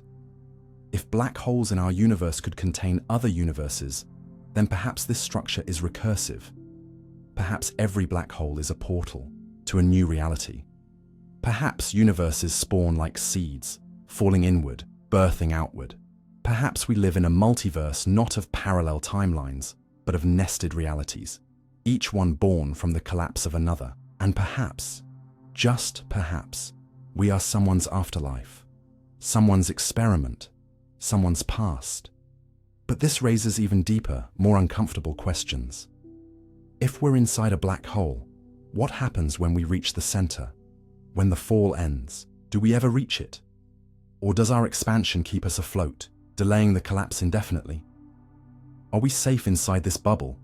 Or is it shrinking invisibly, waiting to snap shut when we least expect it? And more hauntingly, do black holes in our universe contain their own realities? Are we right now creating new universes every time a star collapses? Are there beings inside them, wondering where they are, asking the same questions, unaware that their entire existence began in the death of something else? And what does this do to your sense of meaning, to your place in the cosmos? If everything you've ever known is inside a black hole, does that make it less real or more? Does the boundary mean you're trapped or protected? Is this a prison or a womb? The answer, perhaps, is both. You are enclosed, yes, but also held, not by choice or design, but by the strange, inevitable geometry of reality. And maybe that's what the black hole universe really reveals. That reality is not linear, not flat, not open. It's curved, complicated, layered. That what looks like a boundary might be a beginning. That what seems like collapse might be creation. So how do you live with this knowledge? How do you wake up each day in a universe that might be the interior of something dying? You do what humans have always done in the face of the incomprehensible. You breathe. You think. You love. You carry on. You make meaning not by escaping the enclosure, but by deepening the experience within it. Because even if this is a black hole, even if your universe has edges you can never cross, it still contains you, your mind, your story, your choices. And that perhaps is all a universe ever needs to be. The quantum Zeno effect. Watching something can freeze it in time. You've been taught that time moves forward unstoppably, that everything changes, that everything decays, that nothing, no matter how carefully protected, can escape the pull of entropy. You breathe, cells divide, stars collapse, rivers carve through stone, and no matter how tightly you grip a moment, it slips away. But what if that isn't always true? What if, under the strange rules of quantum mechanics, there existed a way to stop change, not with force, not with will, but with observation? What if simply watching something over and over could lock it in place, freeze it in its current state, like a pause button pressed on the flow of time itself? This isn't fantasy, it's physics, and it has a name: the quantum Zeno effect. A real, experimentally verified phenomenon that reveals something deeply counterintuitive, that in the quantum realm, the act of observing a system can prevent it from evolving, from decaying, from becoming something new, not metaphorically, mathematically, as if awareness itself exerts a kind of gravity, one that holds the present still. It begins, as most quantum stories do, with possibility. In the microscopic world, particles do not exist in definite states until they are measured. A radioactive atom, for instance, exists in a superposition of decayed and not decayed. It has a probability of changing, a half-life that defines how long, on average, it will take for decay to occur. But that probability isn't destiny. It's fluid. And here's the twist. If you check the atom often enough, measure it constantly, something strange happens. The decay is delayed. The atom stays in its initial state longer than it should. Measure more frequently, and the effect intensifies. In the limit of continuous observation, the atom can be prevented from decaying altogether. This is the quantum Zeno effect, named after the ancient philosopher Zeno of Elea, who proposed paradoxes about motion, like the idea that an arrow in flight is, at every instant, at rest. A notion that seemed absurd in classical physics, but eerily accurate in quantum mechanics. But how does this work? Why would observation, which we think of as passive, have the power to influence physical systems? In the quantum world, measurement isn't just checking on reality, it creates it. When a quantum system is measured, it collapses into one of its possible states. But in doing so, it resets its evolution. It starts over. The wave function, that probabilistic cloud of outcomes, is forced into a single result, and must begin its spread anew. If you do this frequently enough, the system never has time to evolve. It gets stuck in a loop. Not because the laws of nature are suspended, but because they've been hijacked by attention. You become a kind of jailer, freezing the system not with chains, but with curiosity. The universe, in its quantum foundation, seems to pause when you stare, and this raises uncomfortable questions. If observation can affect time at the quantum level, what happens when billions of observations are happening simultaneously, when consciousness, attention, and measurement are woven into the fabric of everything? Are we, in some way, sculpting the tempo of reality by how we pay attention to it? Is awareness not just a lens on the world, but a participant in its rhythm? And can this be true not just in atoms, but in lives? Because we've all felt it, haven't we? That when we fixate on something, grief, love, trauma, regret, it doesn't move, it doesn't dissolve, it doesn't heal, it just stays. Time seems to halt inside our perception. Moments stretch, emotions loop. The thing we observe too often becomes stuck, like a glitch in memory. Perhaps the quantum Zeno effect doesn't just apply to particles, but to people. Perhaps there is a psychological version where over-analysis prevents evolution, where attention becomes inertia, where too much looking back halts your ability to move forward. And if that's true, if watching too closely can paralyze, what does it mean for healing, for change, for freedom?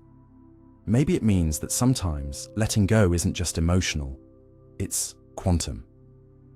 That sometimes the reason you feel frozen isn't because the world won't shift, but because you won't stop measuring.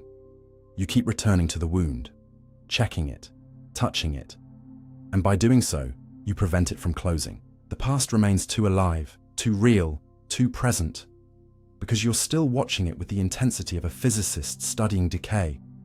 But in doing so, you stall its transformation. You hold it in place. So how do you escape the Zeno trap? How do you let reality flow again? Maybe you learn when to look away, not in ignorance, but in trust. Trust that the system will evolve if given space. Trust that time heals not by erasing, but by transforming. And trust that your presence doesn't always require proof. That observing less isn't a lack of care, but a gift of freedom, to the atom, to yourself. But there's a deeper side to this too, a side where the quantum Zeno effect becomes not just a trap, but a tool. Because sometimes freezing the present is precisely what we need. In surgery, in science, in moments of awe, in the preservation of life, observation can preserve the delicate, extend the fleeting, protect what's on the edge of disappearing, watching a loved one sleep, holding someone at their final breath, staring into the eyes of a child taking their first steps. These are quantum moments where attention holds time still, briefly, beautifully, before releasing it again. And that's the paradox. Observation can be both prison and sanctuary. It can halt evolution or preserve what we cannot bear to lose.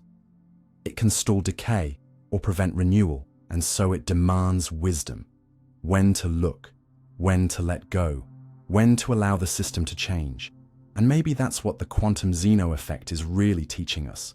Not just a principle of physics, but a philosophy of presence. That how you look, at the world affects what the world becomes, that stillness and motion are not opposites, but partners, that the pace of your life may depend, more than you think, on how you choose to pay attention. So when you feel stuck, when time feels slow or frozen, when healing won't come, when change refuses to begin, ask yourself, am I measuring too often? Am I holding something in place by how tightly I observe it? And if so, consider softening your gaze. Consider breathing, blinking, stepping back.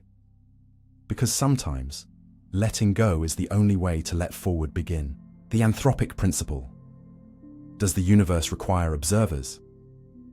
You wake up in a universe that works, not just functions, but functions for you. The air you breathe is the right mixture for your lungs. The light from the sun carries just the right amount of energy to warm your skin without burning it. Water exists in all three states, solid, liquid, gas, because Earth's temperature hovers in a narrow band. Planets form, stars ignite, chemistry works, gravity holds it all together, and somehow, in the middle of all this delicate balance, you open your eyes and ask, why does the universe allow me to be here at all? It's not a small question. It's the question. And its answer, or at least one possible answer, is wrapped up in what's called the Anthropic principle, the idea that the universe must be the way it is, because we are here to observe it. That observation isn't just a passive glance into existence, but an inescapable filter through which all meaning, measurement, and even possibility must pass. It's a principle that both clarifies and disturbs, offering insight while unraveling the very notion of objectivity. Because at its core is a suggestion almost too large to comprehend. The universe is not independent of awareness. It is shaped, perhaps even defined, by it. It begins with a problem. A statistical one. Physicists notice something odd when they measure the fundamental constants of the universe. The gravitational constant, the electromagnetic force, the strong and weak nuclear forces, the mass of the electron, the expansion rate of the universe. All of them appear to fall within astonishingly narrow ranges that are not just mathematically elegant, but life-permitting. Change any of them by even a fraction, and atoms wouldn't hold together, stars wouldn't form, chemistry would fail, no galaxies, no matter, no you. This is called the fine-tuning problem, and it's so profound that it forces scientists and philosophers to ask a terrifying question. Why are the constants of the universe set just right for life to exist? The Anthropic principle offers an answer, not by changing the physics, but by reframing the logic. It says, of course the universe appears fine-tuned for life, because if it weren't, there'd be no one here to notice. We are biased observers. Our existence selects for a universe where observers can exist. It's not that the universe was built for us, necessarily. It's that only in a universe where beings like us can arise will there ever be beings to ask why. It's a filter on reality itself, a cosmic survivorship bias. In other universes, if they exist, where the constants are wrong, no one wakes up. No one observes. No one wonders. So of course we find ourselves in this one. But that answer, simple as it is, isn't easy. It introduces new questions. Is the Anthropic principle a tautology, a circular logic trap that explains everything and nothing? Or is it a window into something deeper? Into the possibility that observation isn't just a reaction to the universe, but a requirement for it. In its strong form, the Anthropic principle goes further.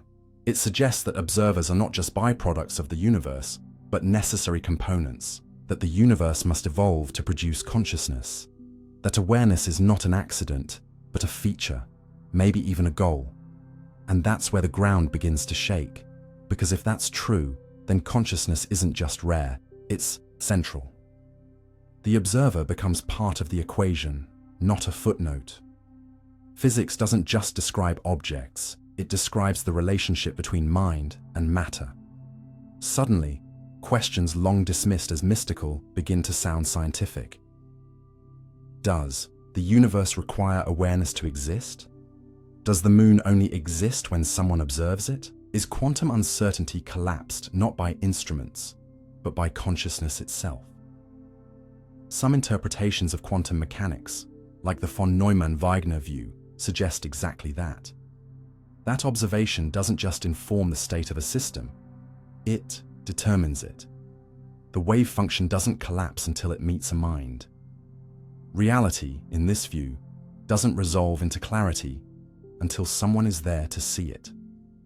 And yet, this idea isn't new. Philosophers and poets have felt it for centuries, that the universe is, somehow, conscious of being observed, that the stars shimmer differently when looked at with awe, that nature responds to attention. Indigenous wisdom has long taught that awareness and being are intertwined, that to name a thing is to change it, that to witness a moment is to be part of it. Science, perhaps reluctantly, is catching up. But if awareness is so central, where does it begin? Is it unique to humans? Does a tree observe? Does a cat? A bacterium? What about artificial intelligence? What about the universe itself? Could it be, as some physicists and panpsychists argue, that consciousness is not a byproduct of complexity, but a fundamental field, like gravity or electromagnetism? That awareness is woven into the structure of space-time itself? If so, the Anthropic principle isn't just about us, it's about everything, every speck of dust, every photon, every point in space that becomes real because it is noticed, somehow, somewhere. And this reframes your life, your meaning, your responsibility. Because if observation shapes reality, then how you pay attention matters. What you notice, what you ignore, what you see with compassion or contempt. These aren't just moral or aesthetic choices. They are ontological ones. They affect what is real. The universe you perceive is not just out there. It's entangled with the universe inside you. You are not separate. You are not incidental. You are a participatory node in the unfolding of everything. So how do you live with this? How do you wake up each morning knowing that your presence changes the world, simply by witnessing it? Maybe you begin by observing more carefully, more reverently. You watch the sunrise not as a background event, but as a co-creation. You speak with others not to win or persuade, but to witness their being. You meditate not to escape, but to honor the awareness that makes all things possible. And when you suffer, when the weight of existence feels too heavy to carry, you remember that your suffering too is a kind of observation, a kind of presence, a signal that you are alive, and that your consciousness matters, even in the silence. And perhaps that's what the Anthropic principle really offers.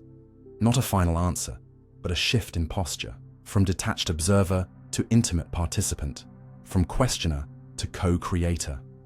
You are not here because the universe needed you, but maybe the universe became real because you needed to witness it.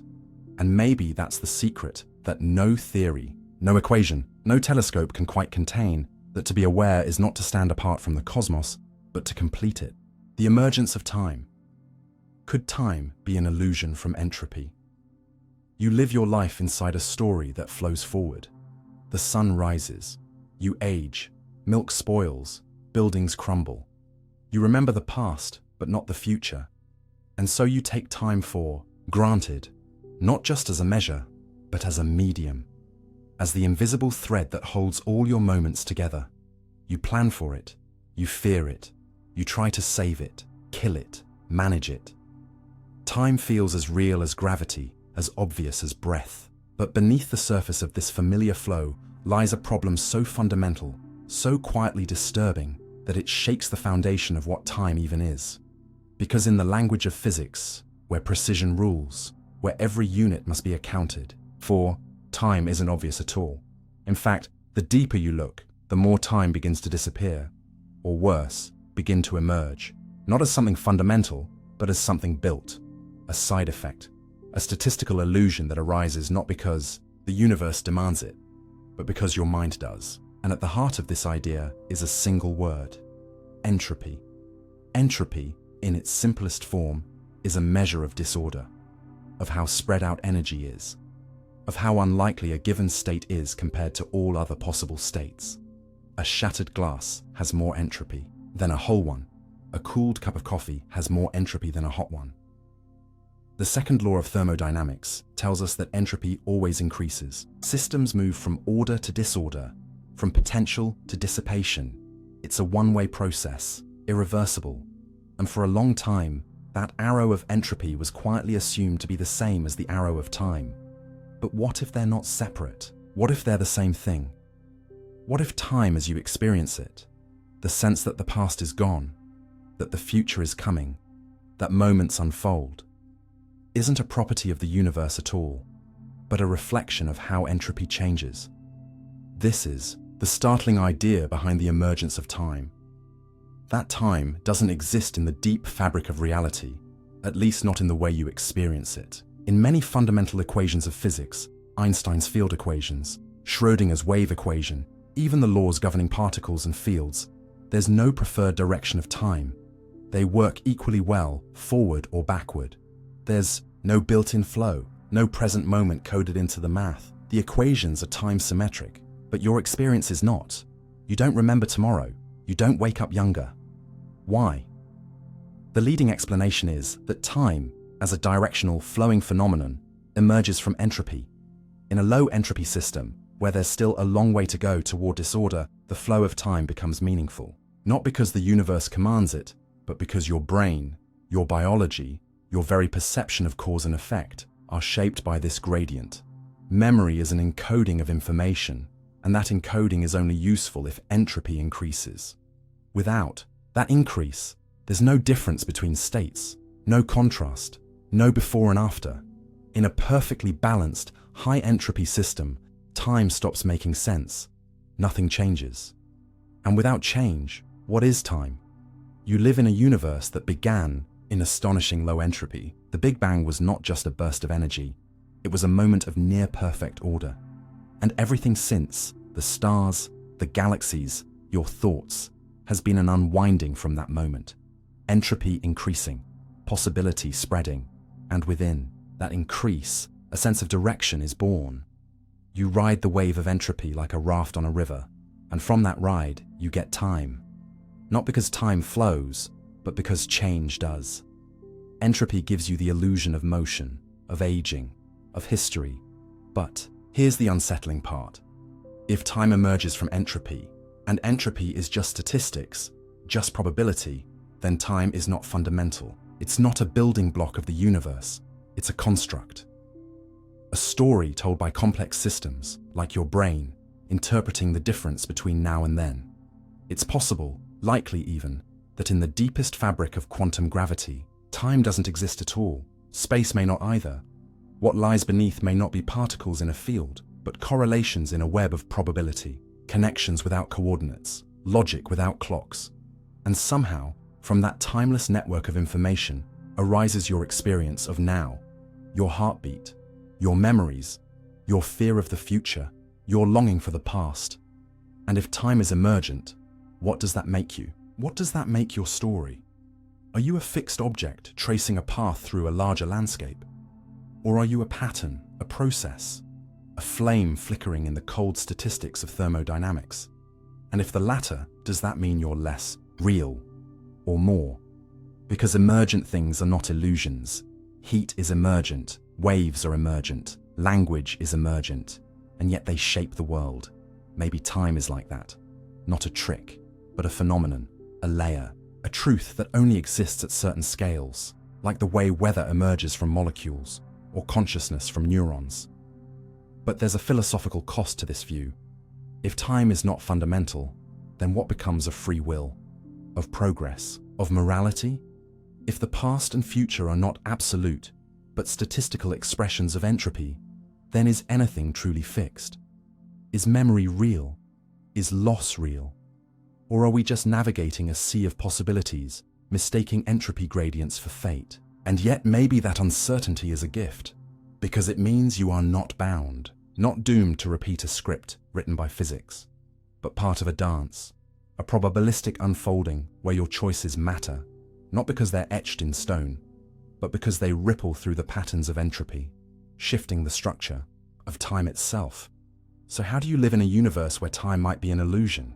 where the ticking of the clock is not a law but a local experience, maybe you stop racing it, stop fearing it, stop treating the future as a destination and the past as a prison. Maybe you begin to see time not as something you move through, but as something you generate, moment by moment, breath by breath, awareness by awareness. You are not being pulled forward, you are creating forward. And that, perhaps, is more empowering than any arrow could ever be. Because if time is built on entropy, and entropy is shaped by information, and information is shaped by observation, then the act of paying attention becomes sacred.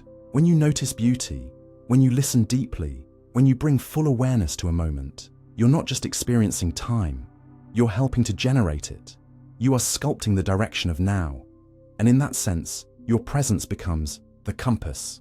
You are the source of time's flow, not its victim.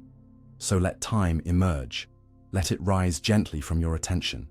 Let it fall away in meditation. Let it bend in grief. Let it stretch in love. Let it tangle in memory. Let it circle in dreams. Let it teach you not what is eternal, but what is present. Because the universe may not care about time, but you do. And that may be the most important illusion of all.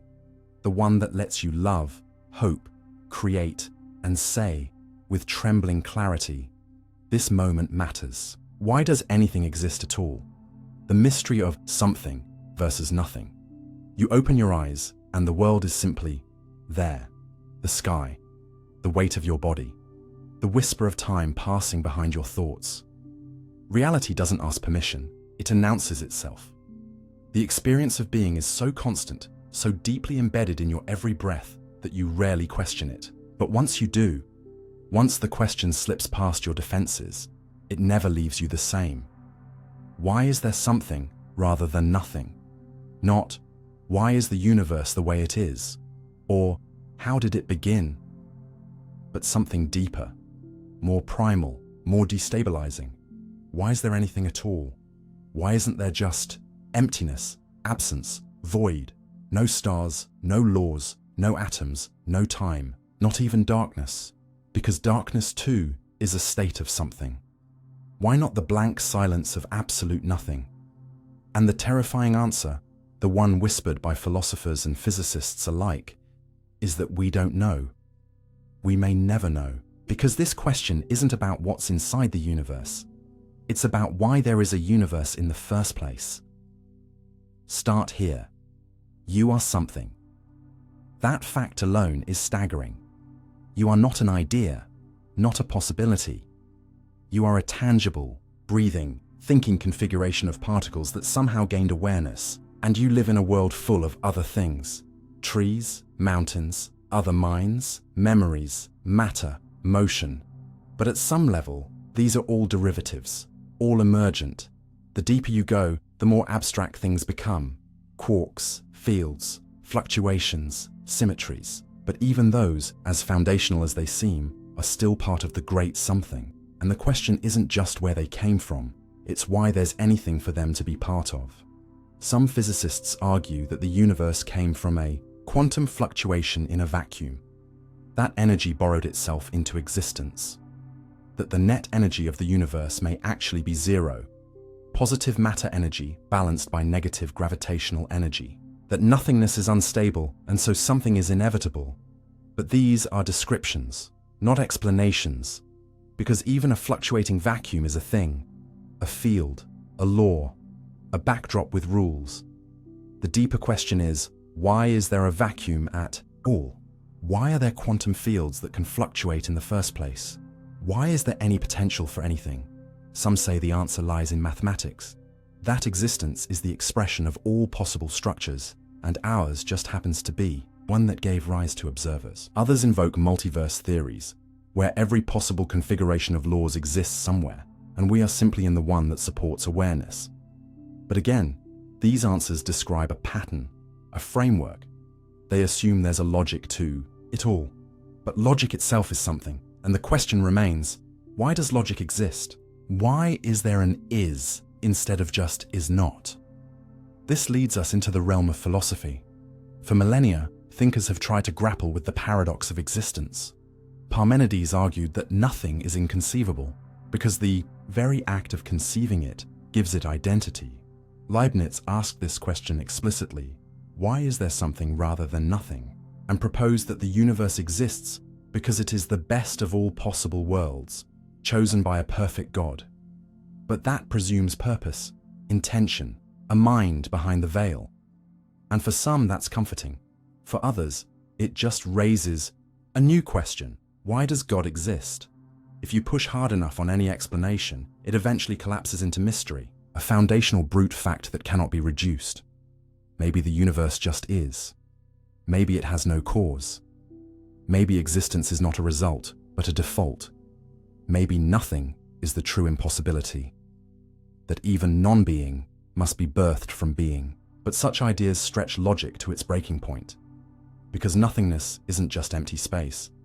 It's the absence of even possibility. No dimensions, no time, no laws, no fields, not even the concept of contrast, just absolute blankness. And yet, that is not what we find. We find galaxies, color, hunger, love, you, and maybe that's the clue. That in trying to answer why something exists, we're asking a question. From inside the something. We are not outside observers. We are entangled participants. We can imagine non-existence, but only from the luxury of being. Perhaps this is why the question feels so unreachable, because we're trying to step outside, the very platform that makes stepping possible. We are the echo trying to understand the voice, the ripple trying to grasp the stone. But even if we can't answer it, the question still changes us. It humbles. It strips away pretense. It silences the noise of ambition and distraction and reminds you that the fact that you are is not small. It is cosmic. It is strange. It is worthy of reverence. Because non-existence didn't happen. And that means everything that does happen, every moment, every feeling, every connection, is balanced against the infinite silence that could have been. You don't just live inside a universe, you live instead of not living. So how do you live in the shadow of that mystery? Maybe you stop waiting for answers and start honoring the question. You begin to see that every breath is improbable. Every sunrise is suspended between reality and the void. That every touch, every thought, every choice you make is surrounded by the deafening miracle of this, of here, of now. And perhaps that's enough. Perhaps existence doesn't need justification. Perhaps it is its own answer. A self-caused ripple that continues, not because it must, but because it can. And in that ripple, you exist. Not as a mistake, not as a placeholder, but as a participant in the most impossible truth there is, that there is anything at all. The observer effect in human behavior, psychology meets physics. You think you're just watching, but you're not. The moment you enter a room, the energy shifts. The moment you pay attention, the dynamic changes. You've seen it in the way someone adjusts their posture when they know they're being watched, the way a conversation softens or hardens in the presence of a silent listener, the way a single glance can disrupt a secret thought. You think you're a passive observer of the world, of other people, of yourself, but you are never invisible. Your awareness is a light, and light alters everything it touches. In physics, this is known as the observer effect, the strange and counterintuitive truth that, at the quantum level, the act of measurement alters the system being measured. But what's more astonishing is that this isn't confined to particles. It echoes into psychology, into behavior, into identity. The mere fact that something is being seen, whether it's an electron or a human being, changes what it is. And so you must ask, if reality changes when it's observed, then who are you when no one is watching? And who do you become when they are? In quantum mechanics, the observer effect emerges from the strange principle of superposition. A particle exists in multiple states until it is measured. When unobserved, it behaves like a wave of probabilities, existing everywhere and nowhere, doing everything and nothing. But the moment it is measured, that wave function collapses. Possibilities vanish, and the particle adopts a definite state. It's not just that we don't know what state it was in before, we can't know. It did not exist in a single state. It was truly indeterminate. But our act of observation forces reality to choose. The observer does not just detect reality, they create it. Now look again at yourself, at your behavior, your identity, your thoughts. When you're alone, you are in a kind of psychological superposition, free to be cruel or kind, honest or deluded, confident or afraid. You exist in probabilities, but as soon as someone sees you, as soon as you're perceived, you collapse into something specific. You become the version of yourself that is being seen. You become your observable traits, and those traits begin to feed back into you. You start to act according to the expectations placed upon you. You modify tone, posture, timing. You become aware of being watched, and suddenly you're not just behaving, you're performing. This is the psychological observer effect. It's not a metaphor, it's a measurable, real influence on cognition and conduct. Psychologists have known for decades that people change their behavior when they know they're being observed. A phenomenon known as the Hawthorne effect. Workers become more productive, students more focused, patients more compliant. But it goes deeper than behavior. Being observed affects moral decisions, levels of empathy, even heart rate and memory. The brain responds to the gaze of others as if it's a signal of threat, status, and survival, because it is. For most of evolutionary history, being watched meant judgment, meant danger, meant exclusion or inclusion, and so we evolved to care, deeply, to shape ourselves for visibility, to mold our behavior to meet the eyes around us, to survive being seen. But this comes at a cost, because over time, we begin to internalize the gaze. We become our own observers, our own watchers. We divide. The me who acts and the me who watches. The me who lives and the me who evaluates. And that division becomes identity, becomes anxiety, becomes shame.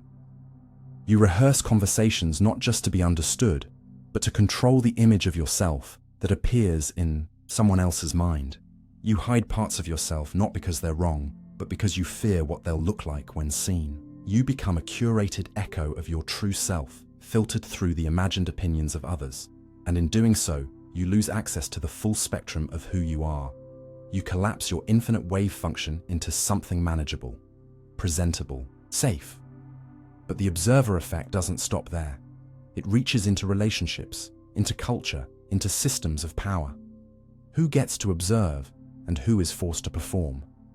Who is allowed invisibility, privacy, freedom, safety, and who is placed under constant surveillance? The psychological burden of being watched is not evenly distributed. Marginalized communities live under more observation, more judgment, more consequence. The more visible you are, the more your behavior is edited, policed, censored, until it's no longer yours. And the more you must internalize that gaze, not just as feedback, but as a filter on existence itself. And so visibility, once a sign of acknowledgement, becomes a form of control. But there's another side to all this, because just as observation shapes behavior, attention shapes growth. Children learn not just from instruction, but from being seen, from knowing that someone is watching them with love, with interest, with care. When someone pays attention to your pain, your potential, your story, it doesn't just reflect who you are, it helps you become who you are. In that sense, observation is not just a collapse of possibility, it is a co-creation of identity, a mirror that doesn't just reflect, but reveals. And that mirror can heal when held with gentleness. When someone sees you clearly and does not flinch, that is grace. And perhaps this is the bridge between physics and psychology, that in both, observation is not neutral, it is participatory. It changes what is. And so the act of paying attention becomes sacred, not just scientific, not just social, but existential. What you choose to see, how you see it, matters. Because when you look at someone with love, you create a version of them that is safe to be seen. You collapse them into something beautiful, not because they were flawless, but because you observed them without fear. And in doing so, you allow them to do the same. So how do you live with the observer effect? How do you navigate a world where everything you look at shifts under your gaze, including yourself? Maybe you stop pretending to be invisible. Maybe you own the fact that your presence changes things. Not always in big ways, but always. And maybe you start using that presence with intention, to witness without judgment, to observe without possession, to see without reducing. And in doing so, you reclaim something that modern life often steals, the permission to be unmeasured, to be more than what can be seen. Because ultimately, the observer effect reminds you that reality isn't static, it's relational. That you are not just in the world, you are shaping it. Every time you see someone, you call forth a version of them. Every time you notice your own reflection, you decide who to be. And in this shimmering, participatory dance between seeing and being seen, something incredible happens. You become real, not because you exist, but because someone saw you and you saw yourself. The measurement problem. When does a possibility become reality? You look around and assume the world is definite, that what is simply is, that this cup, this floor, this sky, these are not suggestions, but facts. You assume that reality has already chosen its form, that events have already happened, that objects already are what they are, independent of your awareness. But quantum mechanics offers no such comfort. It suggests something stranger, that until they are measured, things do not exist in any single state, that they are probabilities, clouds of possibility, not yet real, that electrons do not have precise positions, that particles are not particles until someone looks. And this leads to one of the most profound, unresolved puzzles in all of physics, the measurement problem. The question of when, how, and even if the universe decides to become actual, of when a blurry maybe crystallizes into a concrete yes. And once you realize how deep this problem goes, you begin to wonder whether reality is something that's truly out there, or something that waits for you to arrive. In quantum theory, every system is described by a mathematical entity called a wave function. This wave function encodes all the possible states the system could be in, and how likely each of those outcomes is. If you're tracking a single electron, its wave function doesn't tell you where it is, it tells you where it might be. Until you measure it, the electron is not in one place. It's in a superposition, a mixture of all its possible positions, spinning in all its possible directions, being everywhere and nowhere at once. But when you measure it, when you ask the universe a question, the wave function collapses. The possibilities vanish. One result appears, and that is what we call reality. But here's the catch. Physics cannot explain how or why this collapse happens. The math shows the probabilities. It shows how they evolve, but it does not explain how potential becomes fact. It only tells you what might happen, not what does. This is the measurement problem, the chasm between possibility and actuality, between the map and the terrain, between the ghostly mathematics of superposition and the hard-edged world you experience. And no one, not Einstein, not Bohr, not Schrödinger, not Feynman, has fully solved it. Because to do so would mean explaining how something that isn't real yet becomes real when we observe it. What does measurement even mean? Is it a physical interaction, a conscious act? Does a machine count? Does a dog? Does a camera? And if reality requires measurement to become definite, then who or what is doing the measuring? Some interpretations argue that the wave function never actually collapses, that all possible outcomes do happen, but in separate branches of reality. This is the many worlds interpretation. When you measure a quantum system, the universe splits. In one version, the particle goes left. In another, it goes right. Every possibility is realized, but in separate, parallel timelines. There is no collapse, only divergence. Reality, in this view, is vast, endless, and branching infinitely with every choice, every particle, every breath. But this answer, while elegant, creates a new mystery. If everything happens somewhere, then what defines your experience? Why do you perceive this version and not the others? And what is the mechanism that separates them? Other interpretations posit hidden variables, factors we cannot detect, but which determine outcomes behind the scenes. This restores objectivity, but at the cost of introducing unmeasurable causes and violating cherished ideas about locality and causality. Still, others say measurement requires consciousness, that awareness itself is the trigger that collapses the wave function, that without an observer, there is no definite world, only a sea of probabilities waiting to be seen. But this idea, too, is radical. It implies that consciousness is not just in the universe, it helps create the universe. That without minds, matter has no story to tell. And yet, despite decades of argument, no interpretation can be confirmed. They all match the data. None can be tested in a way that definitively rules the others out. And so the measurement problem remains, not just a technical issue in physics, but a philosophical riddle that cuts to the heart of what it means for anything to be. When does a possibility become a fact? When does the imaginary become the real? When does the potential turn into history? And this question doesn't just haunt labs and equations, it haunts your life, because you are filled with unmeasured selves. Versions of you that could have been, lives that almost happened, thoughts you almost followed, words you almost said. And you don't just collapse quantum systems, you collapse your own identity every time you make a choice.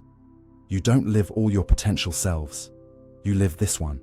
You are not a wave function, you are a measurement, a narrowing, a decision, a line drawn through the chaos. And like the universe, you don't get to see all the other versions. You just live the one that crystallizes. But what if the others are still there? Not as full timelines, perhaps, but as residue. Ghosts of the you that almost was. Do they haunt you in regrets, in nostalgia, in dreams? Are they the murmur you feel when you wonder if your life could have been different? And if reality emerges from measurement, what happens when we refuse to measure? When we keep our options open? When we delay decision? In quantum systems, uncertainty grows when left unmeasured. Maybe the same is true for the human soul. Maybe what you never define, never commit to, never fully becomes real. Maybe that's why possibilities feel so powerful and so frightening, because they carry the weight of unborn realities. So how do you live with the measurement problem? How do you function in a world where the difference between maybe and is remains fundamentally mysterious? Maybe you stop demanding that everything be certain, that reality always come labeled. Maybe you begin to appreciate the shimmer, the way the world glows before it resolves. Maybe you learn to live with ambiguity, to hold space for the undefined. And maybe you recognize that measurement is not just a scientific act, it is a spiritual one. Every time you pay attention, you collapse possibility into presence. You choose a world, and if that's true, then what you pay attention to becomes sacred, because it becomes real. When you notice someone's pain, you give it shape. When you listen to a song fully, it becomes part of you. When you name your fear, you transform it. Measurement isn't just how reality becomes observable, it's how it becomes meaningful. It's how it becomes yours. So the next time you wonder what's real, remember this. The world may not be waiting to reveal itself. It may be waiting for you to look, not as a scientist, not as a skeptic, but as someone who knows that the universe is full of stories waiting for eyes to make them true. And you, by the simple act of choosing what to see, are not just an observer. You are the bridge between what could be and what is. Quantum Darwinism, how reality emerges from quantum chaos. You assume the world is solid, that what you touch, what you see, what you remember, it's all there, independent of you, objective, real. A tree falls in a forest, you say, and it still makes a sound, even if no one hears it. But beneath that comforting intuition lies the quantum domain. And here, nothing is stable, nothing is definite, and nothing exists in a single, determinate state, unless something, or someone, observes it. You've heard of the double slit experiment. You know that particles behave like waves until they're measured. You know that Schrödinger's cat is both dead and alive until the box is opened. And so you wonder, if the quantum world is a swirling sea of uncertainties, then how does the classical world, the world you live in, emerge from that chaos? Why don't you see superpositions? Why is your desk never in two places at once? Why do you experience a crisp, singular, classical reality when the foundation of everything is a probabilistic fog? The answer may lie in one of the most fascinating and least understood ideas in modern physics: quantum Darwinism. At its core, quantum Darwinism is a theory about selection, about survival, about how certain quantum states win the competition to be seen, to persist, to become the stable backbone of what we call reality. In classical Darwinism, traits are passed on because they improve an organism's chances of survival and reproduction. Over time, the environment selects the most fit characteristics, and those dominate the gene pool. The weak fade, the strong thrive. Evolution sculpts complexity from chaos. Quantum Darwinism suggests that a similar process may be happening, not in biological systems, but in the structure of reality itself. That the reason you don't experience quantum weirdness in everyday life isn't because it disappears, but because only certain states make it out of the quantum fog. Only certain versions of reality survive long enough and spread widely enough to be called real. The idea builds on a concept called decoherence. When a quantum system interacts with its environment, air molecules, light, dust, anything, it becomes entangled. This entanglement rapidly destroys superpositions. The system is no longer isolated. It's now measured by everything around it. And this measurement doesn't involve a conscious observer.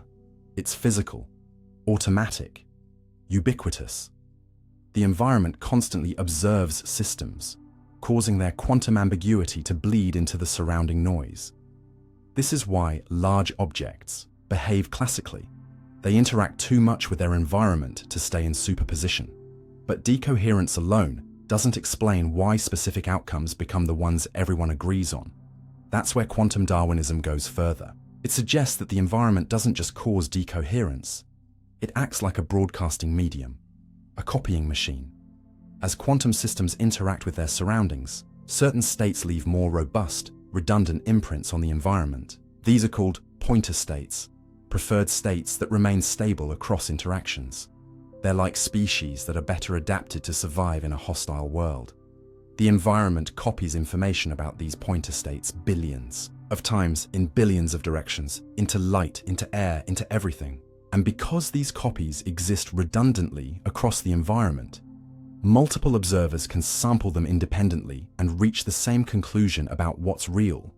You see a table, I see a table, everyone sees a table, because the environment is full of identical copies of the table state, all pointing to the same reality. That consistency, that redundancy, is reality. It's not that the table is intrinsically there, it's that the environment unanimously broadcasts that it is. This transforms our understanding of objectivity. It's not about things having an independent, eternal existence. It's about how many copies of a state exist in the environment. Objectivity becomes redundancy. The more a state is copied into its surroundings, the more real it appears.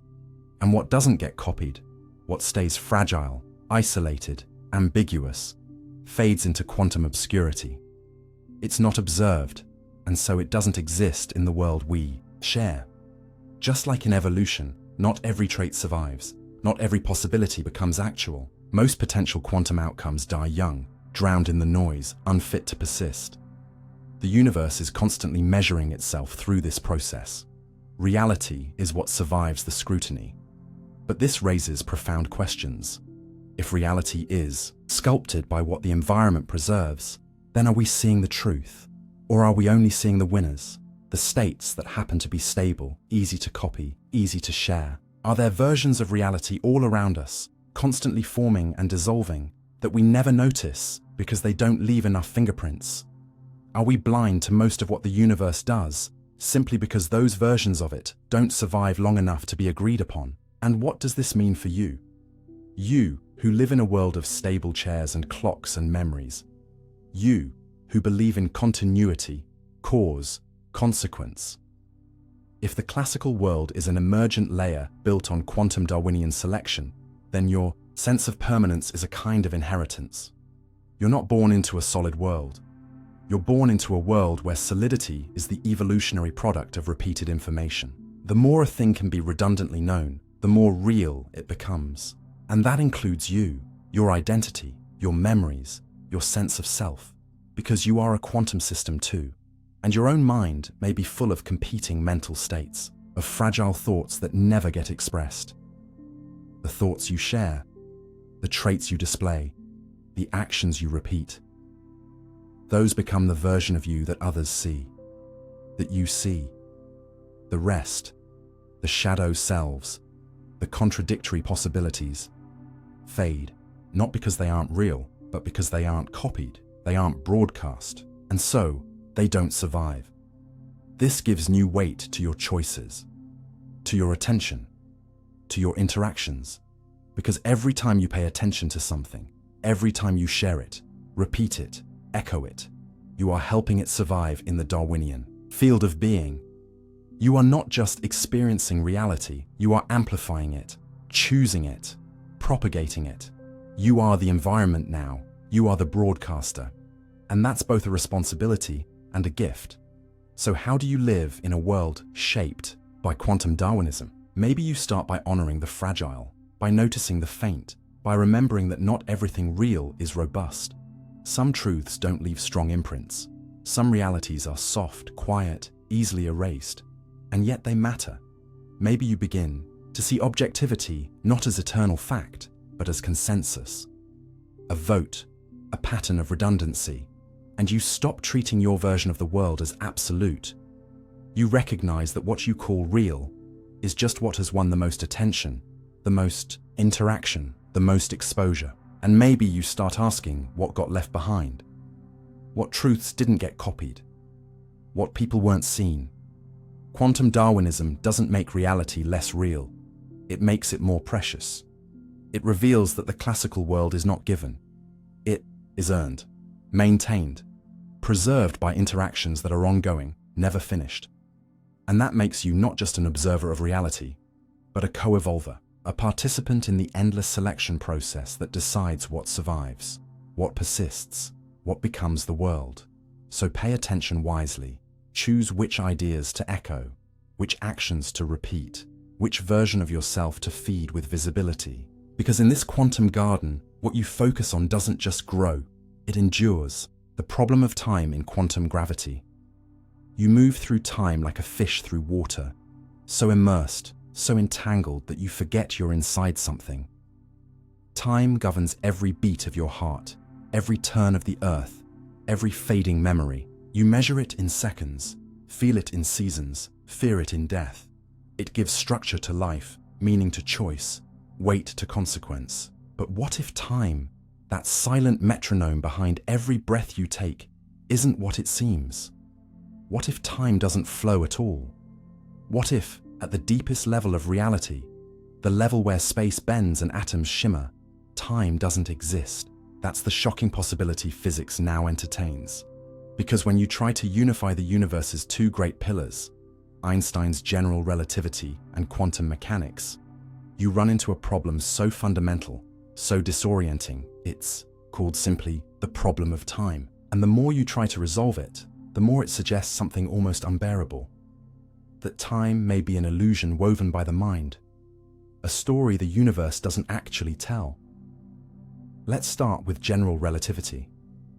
Einstein's masterpiece treats time not as a background clock ticking separately from the world, but as part of the fabric of reality itself. Space and time are fused into a four-dimensional continuum, space-time. Mass and energy bend this fabric, and that bending is gravity. Time moves slower near massive objects. It warps, stretches, curves. There is no universal now. What you call the present depends on where you are and how fast you're moving. Time is dynamic, relative, elastic. It is a coordinate like length or width, with no special privilege beyond its placement in the equations. Quantum mechanics, on the other hand, treats time as fixed. It flows in the background, absolute and unchanging, like a stage on which particles perform. Schrödinger's equation, which governs how quantum systems evolve, assumes a constant external time parameter. Events unfold in a sequence, probabilities shift, states evolve, but always with respect to a single underlying clock. And here's the contradiction. In relativity, time is part of the system. In quantum mechanics, it's outside the system. You cannot fuse these two views. without tearing something apart.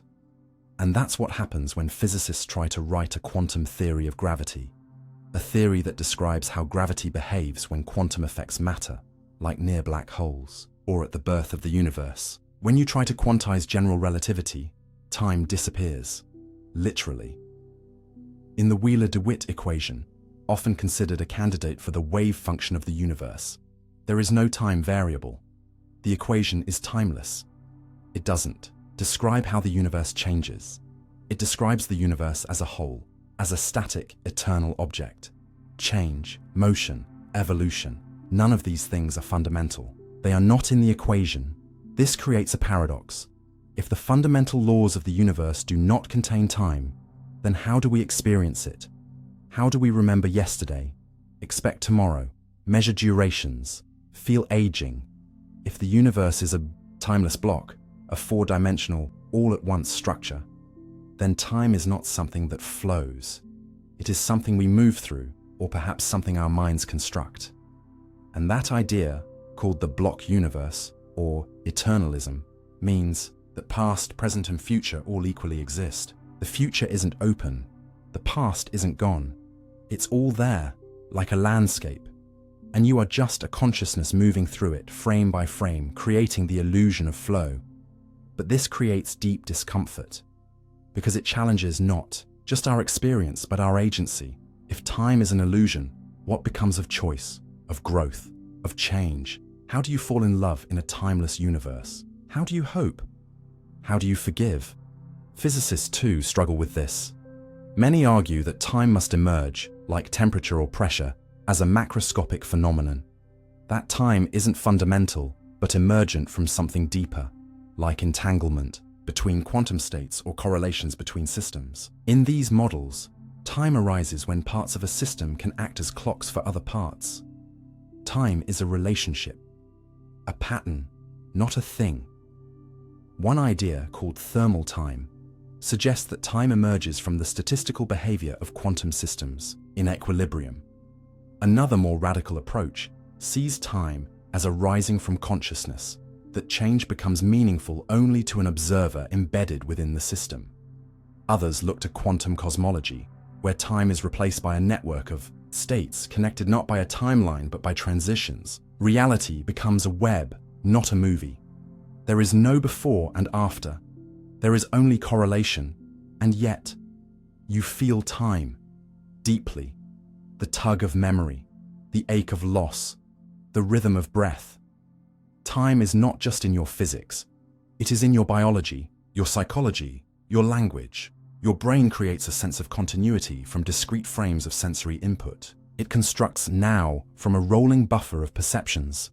You remember, therefore you believe in time. You anticipate, therefore you act. And maybe that's the key. Maybe time, as you know it, is not an objective property of the universe, but a cognitive framework, a structure your mind builds to navigate entropy, memory, and change. But if that's true, if time is not real in the way you thought, then what becomes of your life? What becomes of aging, of urgency, of death? Maybe you stop seeing time as a predator, something to be outrun. Maybe you stop seeing it as a resource, something to be hoarded or wasted, and start seeing it as a lens, a method of organizing experience, a rhythm that lets you tell stories, not because the universe needs them, but because you do. And maybe this reframes your relationship with time itself. Maybe you stop fighting it, stop resenting it, start honoring it, not for what it is, but for what it lets you become. Because even if time is an illusion, it is a useful one. It lets you grow. It lets you forgive. It lets you change. It lets you turn pain into wisdom, chaos into coherence. Without time, there is no narrative. Without narrative, there is no meaning. So how do you live in a universe where time may not exist? You live now. You listen more closely. You speak more gently. You let the present stretch wider, deeper. You stop measuring life by the number of years and start measuring it by the depth of moments. Because even if time is an emergent property, born of entropy, correlation, perception, it feels real to you. And that feeling, That sacred illusion is what lets you love. And in the end, that may be the only kind of real that matters. Can information ever be truly lost? Hawking's paradox lives on. You live in a world that remembers. A glass breaks, and the shards bear witness.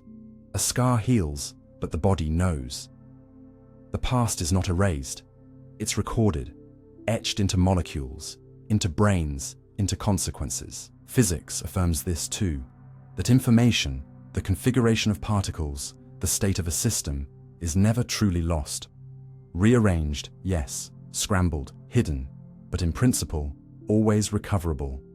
This law, called unitarity, is sacred in quantum mechanics. It says that the evolution of a quantum system is reversible, that no matter how chaotic things get, if you knew everything, you could rewind the universe like a film reel. No information vanishes, no detail is destroyed. And yet, black holes seem to defy this. They swallow matter, light, data, entire stars, and give back only silence. They radiate away into nothing, and what was once there becomes unrecoverable. This contradiction between the laws of quantum mechanics and the behavior of black holes is known as the black hole information paradox. And for over 40 years, it has haunted physics like a ghost no one can exorcise. Because it's not just about stars or space-time, it's about whether reality keeps a record of itself, whether what you do echoes forever, or disappears into a void that forgets you ever existed. Let's begin with Stephen Hawking. In the 1970s, he made a startling discovery. Black holes aren't entirely black. Using quantum field theory in curved space-time, he showed that black holes should emit radiation, now called Hawking radiation, due to quantum effects near the event horizon. Pairs of virtual particles constantly pop in and out of existence. Near a black hole's boundary, one particle can fall in while the other escapes, stealing a tiny bit of the black hole's mass. Over unimaginable time, this process causes the black hole to evaporate, to fade, to vanish. But here's the problem.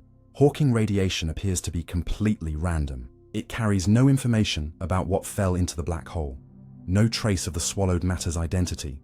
Whether the black hole consumed a dictionary or a dinosaur, the outgoing radiation looks the same. And when the black hole finally disappears, so does everything it once contained, erased not just from space, but from the ledger of physics itself. This violated everything quantum mechanics held dear. It meant that the universe was not a memory palace, but a forgetful tomb. It implied that entropy could increase not just locally, but absolutely, that complexity could vanish, that order could dissolve into noise without any mathematical path back. It meant that the universe could destroy not just things, but truths. And that terrified physicists, because if information can be lost in black holes, then why not anywhere? What happens inside a black hole today could happen inside a toaster tomorrow. The boundaries of physics would become soft, subjective, unreliable. The universe would become a place where reality is not conserved, but corrupted. And so, the battle began. For decades, physicists debated, is the information truly gone, or is it hidden? Some propose that the information escapes in the Hawking, radiation after all, but in an incredibly scrambled form, like ashes from a burned book still containing traces of every word.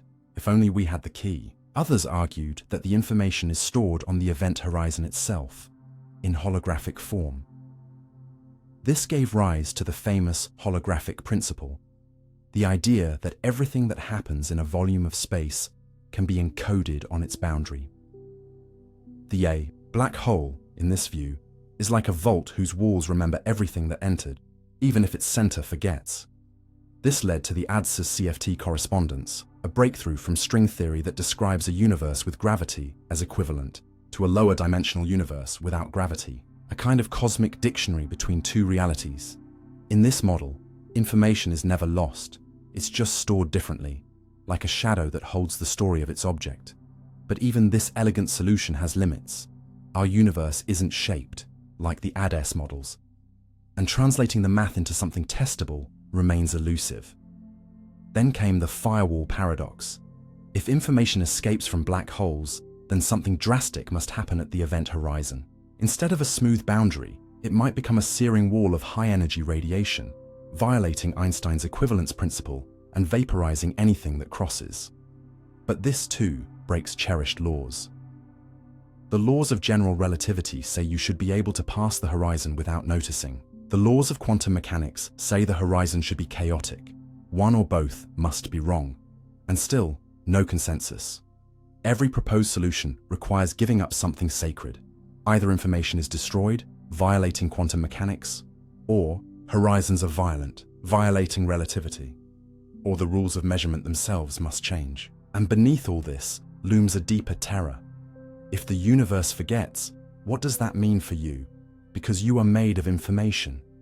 Your memories, your identity, your relationships, these are not abstractions. They are encoded in particles and fields, in structure, in entanglement. If information can be erased, then so can you. Not just your body, but the very fact of your existence. The black hole becomes a metaphor for every oblivion you fear, for death, for forgetting, for the void that doesn't just consume but denies, and the paradox becomes personal. But perhaps there's another way to see this. Perhaps the information is never truly lost, but it changes form in ways we cannot yet understand. Perhaps what falls into a black hole becomes encoded in the very geometry of space-time, smeared across dimensions we cannot measure.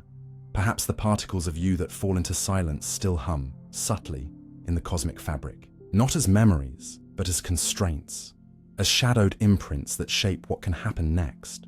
Perhaps the universe doesn't forget, but it forgives.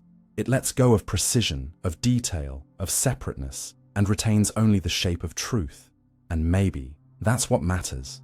Not that every atom of you is remembered, but that your pattern persists, that your choices, your story, your meaning are echoed in the way the universe continues, that your life was a change in the probability landscape, and that change never fully unhappens.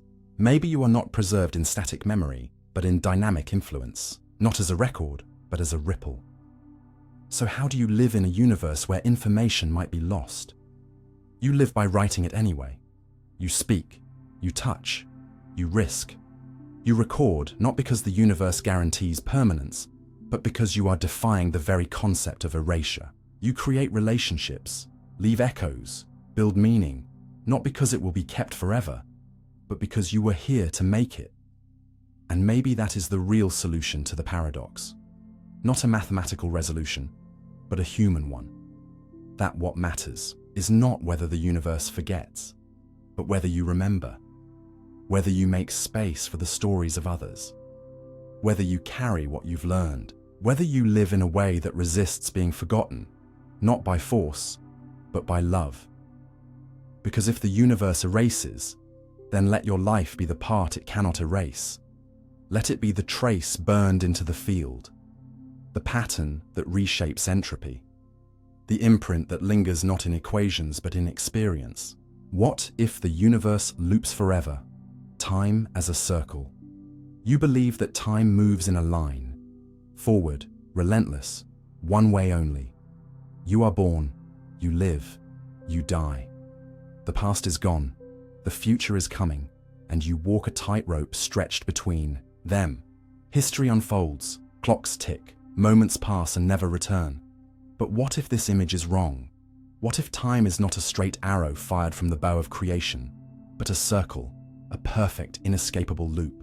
What if the end is the beginning, and every life, every thought, every breath you take is a step along a path that always curves back to where it started? What if you've already lived this moment, and the next, and the one after that, an infinite number of times? And what if time, rather than being a river that flows, is a wheel that turns? This is the unsettling, captivating idea behind cyclic cosmology, a possibility that challenges not just the shape of the universe, but the nature of memory, choice, and identity itself. If time is a circle, then nothing is ever truly lost, but nothing is ever truly new either. To imagine circular time, you must begin with the cosmos. The observable universe is expanding. Galaxies recede from one another as space itself stretches, driven by dark energy, an invisible pressure that accelerates everything outward. The standard model of cosmology, called LCDM, tells us that this expansion began 13.8 billion years ago with the Big Bang. Everything we see, every atom, every photon, every thought, emerged from that singular moment of near infinite density. But what lies beyond that event? What preceded it, if anything? And what comes next? For decades, cosmologists believed the universe would either expand forever or slow down and collapse in a big crunch. But recent observations suggest that expansion is accelerating. The universe may drift apart into a cold, dark void, a big freeze. Or something stranger may be happening, something cyclical, something that turns the timeline into a loop. In a cyclic universe, the Big Bang is not the beginning, but a reset, a rebirth, the latest in a potentially infinite series of cosmic cycles, each one beginning in a hot, dense state, expanding, evolving, and eventually giving way to another contraction, collapse, or transformation that triggers the next bang. This is not a new idea. Ancient Hindu cosmology described time as a wheel, with vast cycles of creation and destruction, kalpas, that repeat endlessly. The Stoics believed in ekpyrosis, a periodic destruction of the cosmos by fire, followed by its regeneration. Nietzsche whispered of eternal recurrence, that all things return forever. And modern physics is beginning to listen. Several models propose mechanisms for a cyclic universe. In some, the Big Crunch returns everything to a singularity, which rebounds into another Big Bang. In others, like Penrose's conformal cyclic cosmology, the idea is more subtle. The distant future of our universe, cold, diffuse, nearly empty, may be mathematically indistinguishable from the conditions that existed just before the Big Bang. Time resets not by collapsing, but by fading into a new beginning. The arrow of time, dictated by entropy, may reach a point of maximal disorder, and in doing so, lose all meaning, allowing time to loop back, not by reversing, but by erasing. The universe does not go backward. It folds into itself. But if time is a loop, then what does that mean for you? If the universe resets endlessly, do you return with it? Do your atoms, your memories, your soul reassemble in precisely the same configuration, again and again? Is your life a one-time story, or an eternal replay? Some interpretations of eternal return suggest that everything that has happened will happen again, identically, that every laugh, every regret, every moment of wonder or grief is part of a cosmic script that loops forever. You've said these words before, you've asked these questions before, and you'll do it again. This raises haunting questions about free will. If time is a circle, are your choices truly yours? Or are they simply steps in a dance that must be performed over and over? Are you an actor with agency, or a character bound to reappear on the same stage, saying the same lines, eternally? And what of memory?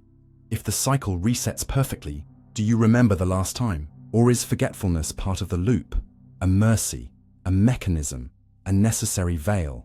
Yet not all loops are identical. Some models suggest that each cycle differs, slightly or significantly, that quantum fluctuations or chaos theory introduce variation, that each new universe explores a different possibility space, that you return not as the exact same person, but as a nearby version, a neighbor in the vast phase space of selves.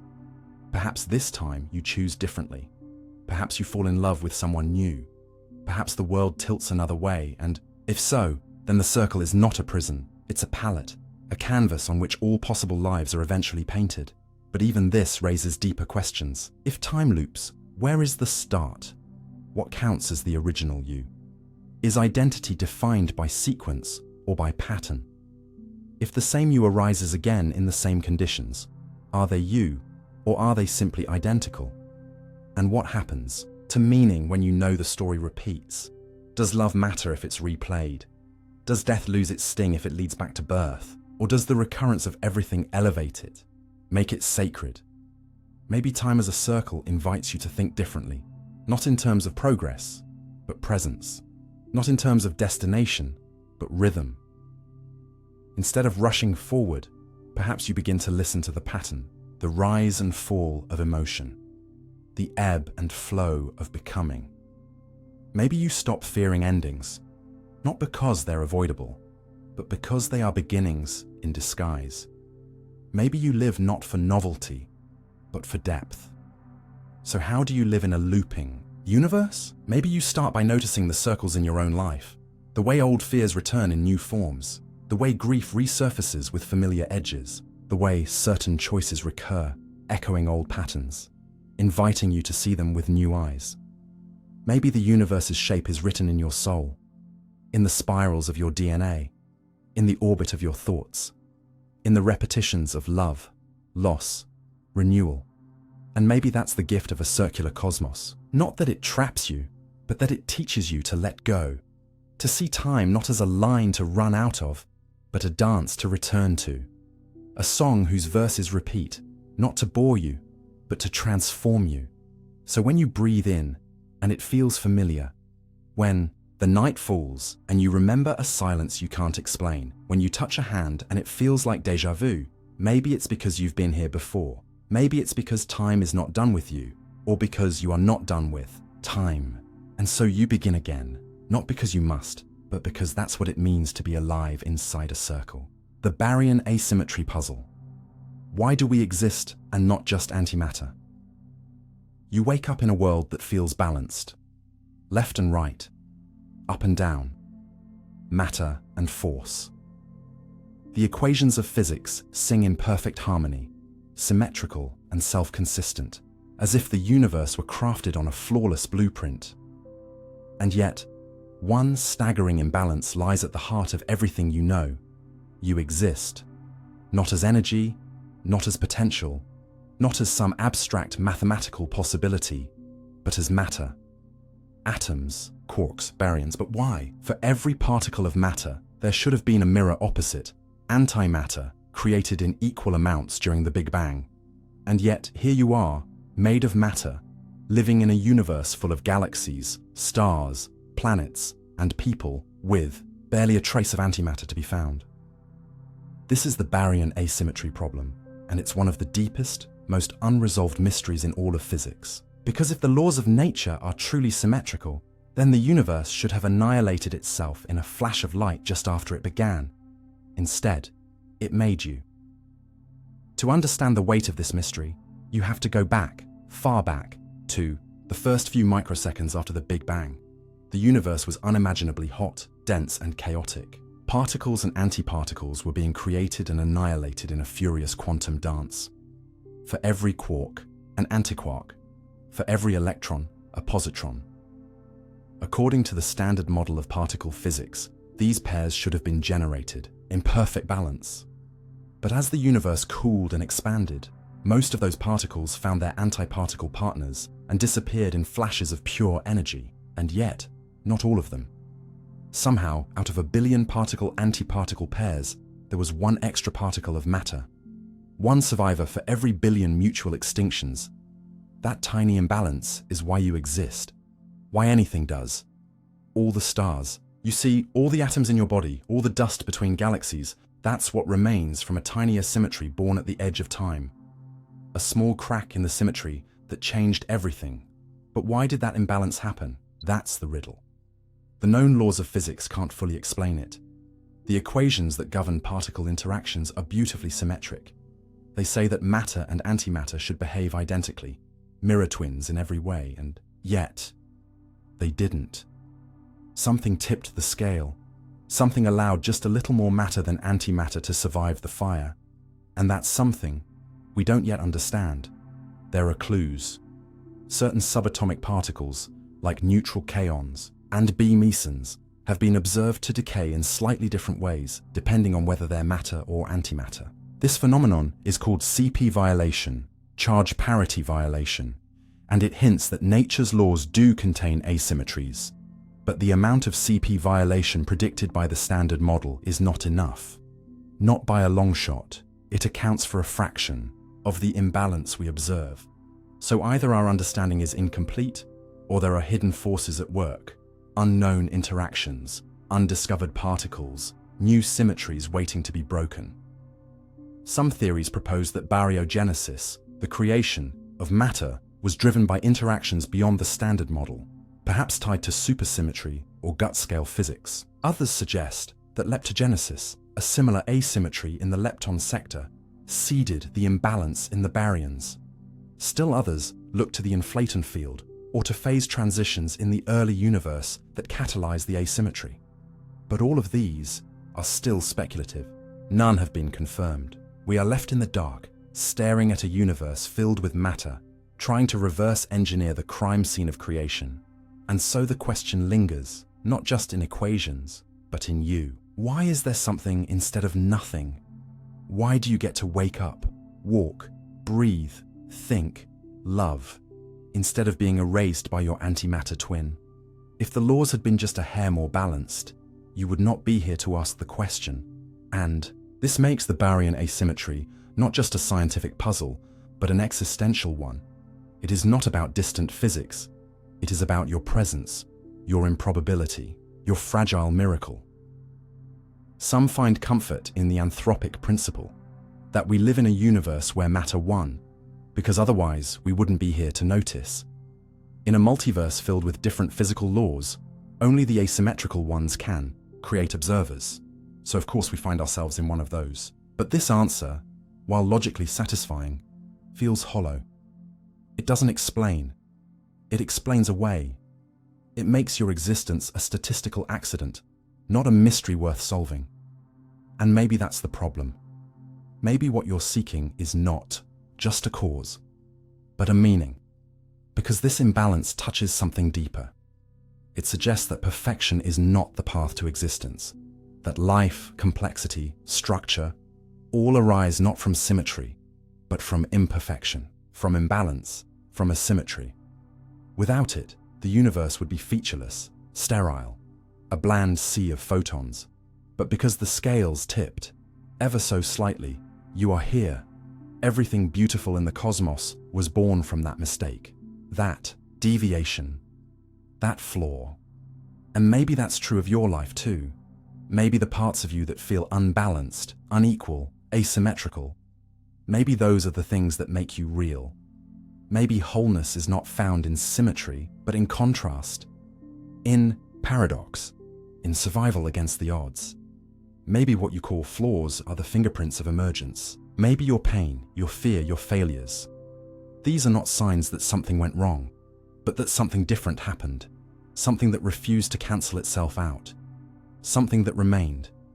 So how do you live in a universe built on asymmetry? Maybe you begin by honoring the imbalance, by seeing in it the spark of all becoming. You stop chasing perfection and start loving what remains after the fire. You recognize that what is left, what was not annihilated, is precious, not because it's dominant, but because it endured. And maybe you live your life as that one extra particle, that one thing that stayed, that did not find its opposite, that stood alone in the cooling void and said, I will persist, because that's what the universe did. That's what you are, a remainder, a survivor, a crack in the mirror that lets the light through. The cosmic censorship hypothesis. What the universe hides from you. You live your entire life on the surface of things, skin, stone, star.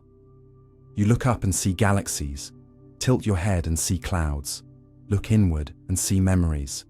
You walk through a world that appears consistent, observable, measurable.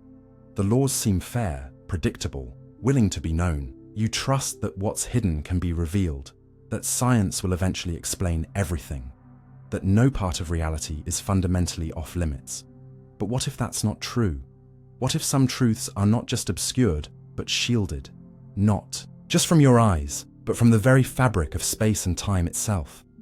What if the universe has secrets it refuses to share, not because you're not clever enough, but because it won't let you see them? This is the unsettling implication of the cosmic censorship hypothesis, that nature, in her deepest violence, covers her face, that the raw chaos at the heart of space-time is forever veiled behind a boundary, a horizon, a mathematical curtain you can never lift. And perhaps most disturbingly, the hypothesis doesn't just suggest that there are things you'll never know. It suggests that those unknowable things define the rest of what you can. To understand what the universe might be hiding from you, you must first understand singularities, points in space where the laws of physics break down, not metaphorically, literally. At a singularity, gravity becomes infinite, density becomes infinite, and time itself ceases to make sense. General relativity, Einstein's great theory of space-time, tells us that under certain conditions, like the collapse of a massive star, gravity can curve space so intensely that it folds in on itself, forming a region from which nothing can escape, a black hole. At its core lies the singularity, where curvature is infinite and all known physical theories collapse. It's not that you don't yet know what happens there, it's that the laws stop having answers. But this creates a problem. If singularities are real, and if they are naked, that is, not hidden behind an event horizon, then all of physics breaks down in public. Predictability is lost. Cause and effect dissolves. The entire scaffolding of scientific reasoning falls apart. Because if anything, even light, could emerge from a singularity, then information could appear without cause. The universe would be a place where anything might suddenly happen without reason, without history, without explanation. That's not just a crisis for theory, it's a crisis for meaning, for sanity. Enter the cosmic censorship hypothesis, proposed by Roger Penrose. In 1969, it suggests, pleads even, that nature abhors this kind of nakedness, that every singularity formed by gravitational collapse is safely hidden behind an event horizon, that no observer, no experiment, no photon could ever escape from the raw, unfiltered madness of a singularity. In other words, the hypothesis asserts that the universe censors its most chaotic truths. It draws a boundary, mathematical and physical, between what can be known and what must be sealed away. The singularity becomes the universe's black box. You can measure what goes in, you can watch what comes out, but you can never see inside, never know. And at first glance, this is a comfort.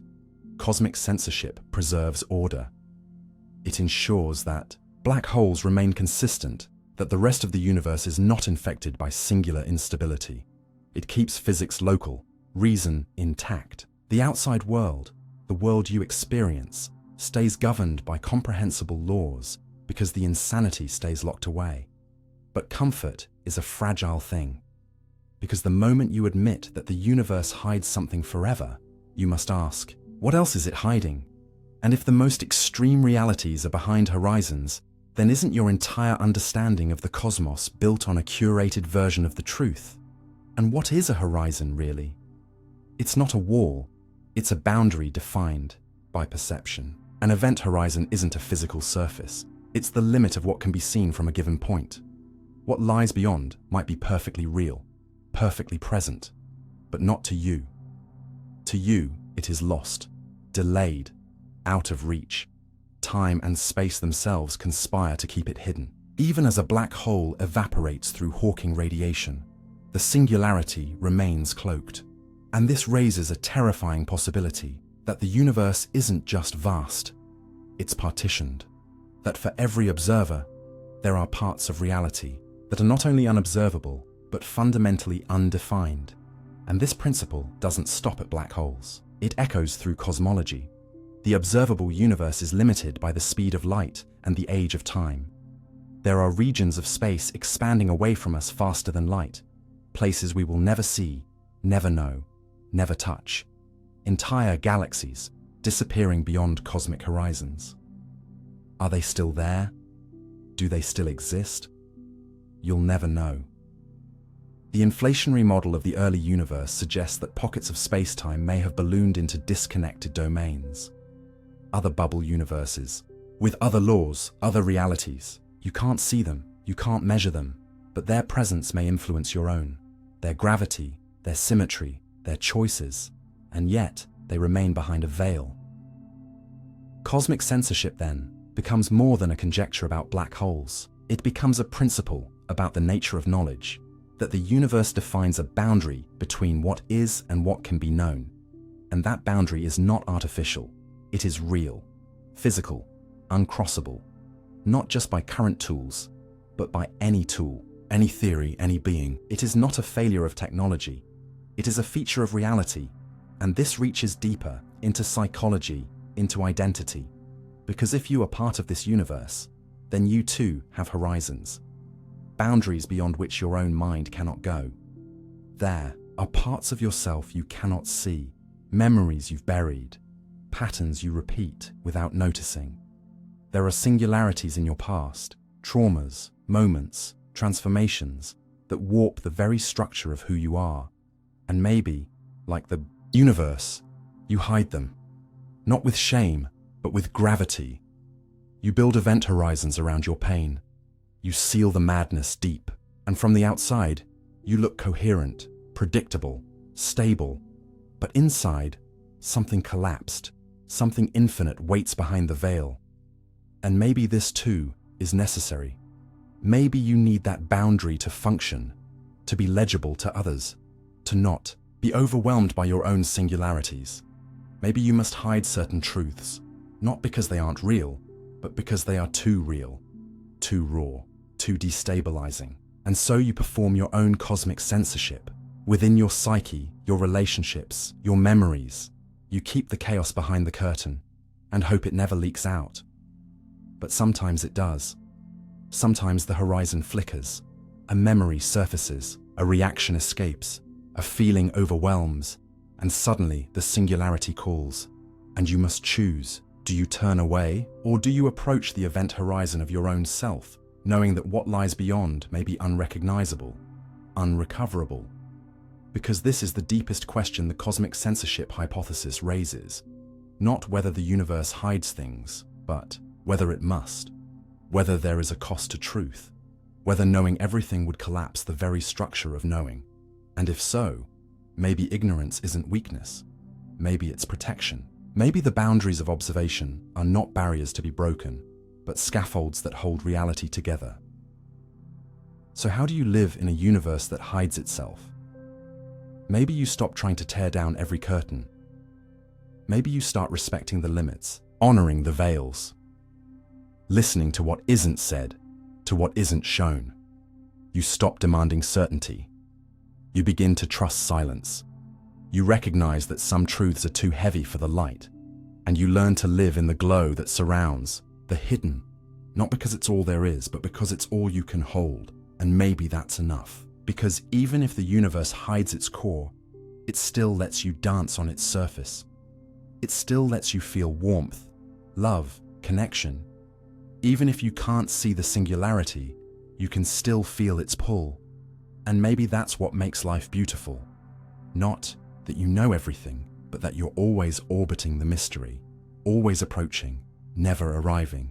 Because perhaps the deepest secret the universe keeps is this, that its very shape depends on not being fully seen. The universe might be a fractal, self-similarity at all scales. You look at the world and assume it is built in layers. The very small is different from the very large. Atoms are not like solar systems. Brain cells are not like galaxies. You believe that scale determines structure, that complexity arises with size, that the fabric of reality is compartmentalized. Quantum on one side, cosmological on the other. But what if that's wrong? What if the universe, in its essence, is recursive? What if the structure of everything, stars, neurons, coastlines, clouds, is built on patterns that repeat themselves at every level? What if the blueprint of a leaf is echoed in a spiral galaxy, and the shape of your lungs mimics the weather over Jupiter? What if the universe is not a pyramid of hierarchies, but a fractal, a self-replicating geometry where each piece contains the whole? This is not metaphor. This is not poetry. This is a mathematical possibility, a physical hypothesis, that the cosmos itself is a fractal object, infinite in depth, consistent in design, and utterly indifferent to scale. Fractals are not just shapes. They are processes, defined not by their size, but by how they scale. A fractal is a pattern that repeats at different levels of magnification. Look closer and you don't see noise, you see structure, the same structure, over and over. The Mandelbrot set is the most famous mathematical fractal, a storm of infinite detail generated by a simple recursive formula. Zoom in forever, and you never find a base layer.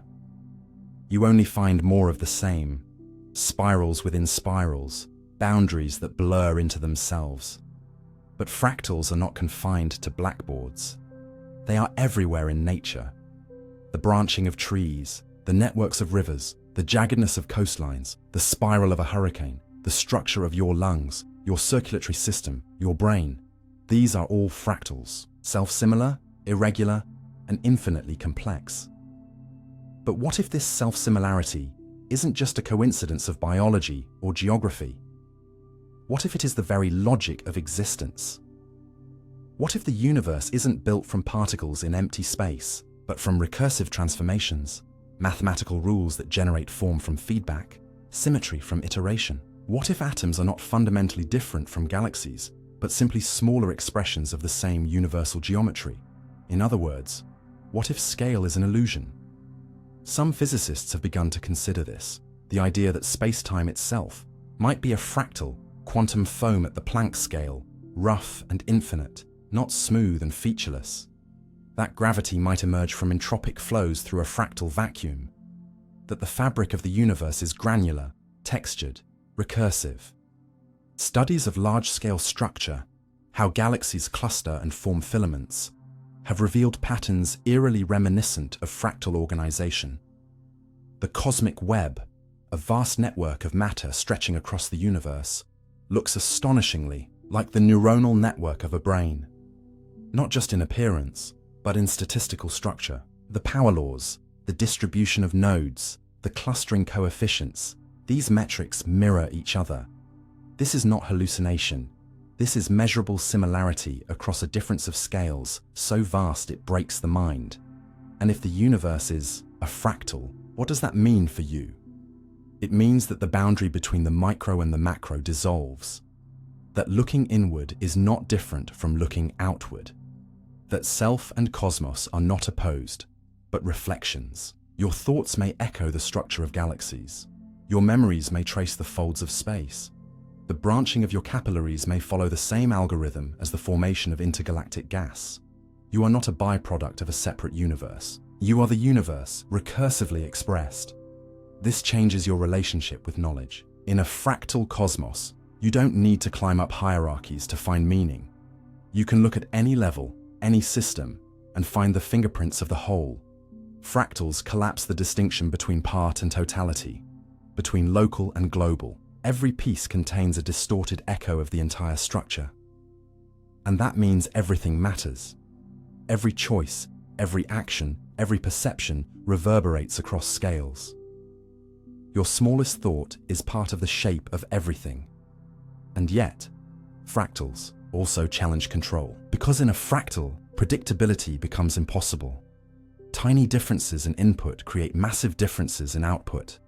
This is called sensitive dependence on initial conditions, the hallmark of chaos. In a fractal universe, you cannot forecast perfectly. You cannot reduce everything to causes. You must learn to live with turbulence, with noise, with wild variation. And this demands a new kind of wisdom, not the wisdom of prediction, but the wisdom of pattern recognition, of adaptation, of seeing through the complexity to the structure beneath. And this raises an even deeper possibility, that consciousness itself may be a fractal phenomenon. That awareness is not a function of scale or complexity, but of recursive pattern recognition. That minds emerge from matter not through magic, but through geometry.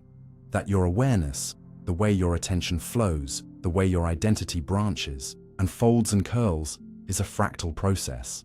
And if that's true, then perhaps consciousness is the universe knowing itself through its own patterns. Perhaps the recursive nature of thought and the recursive nature of space are the same thing seen from different angles. So, how do you live in a fractal universe?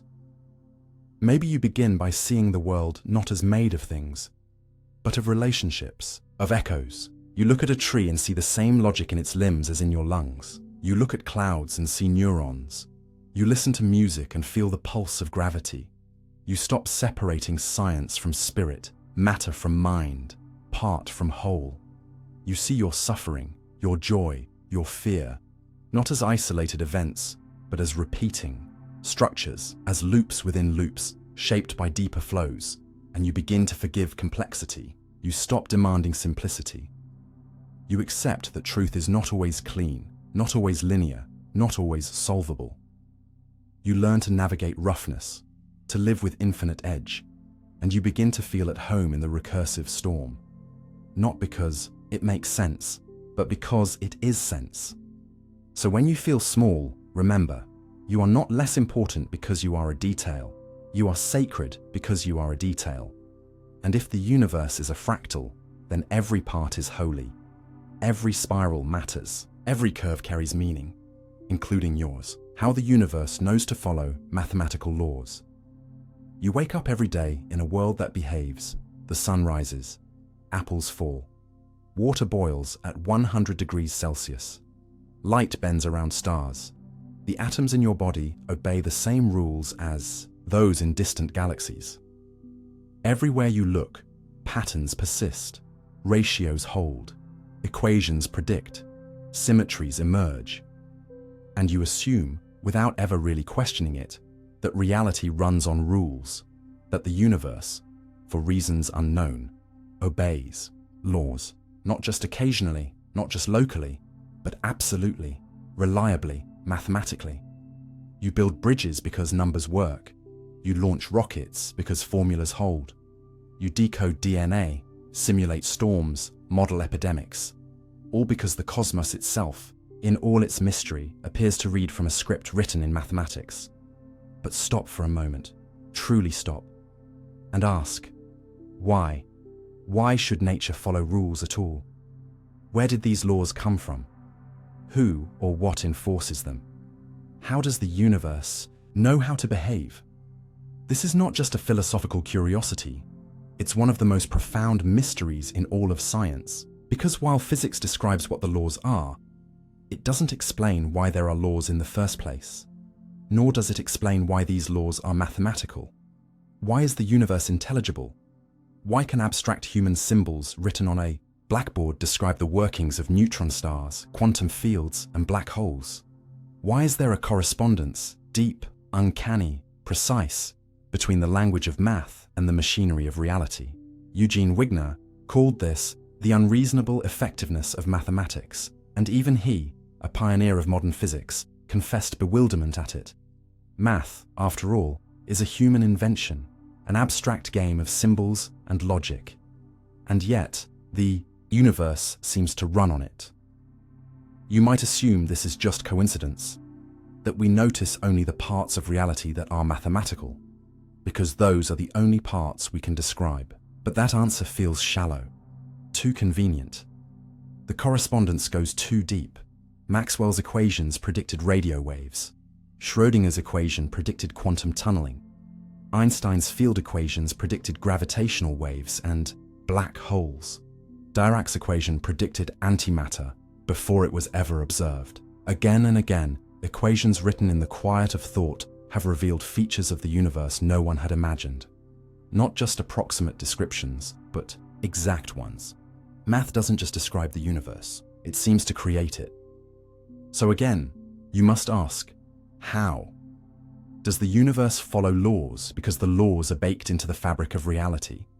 Are the equations discovered or invented?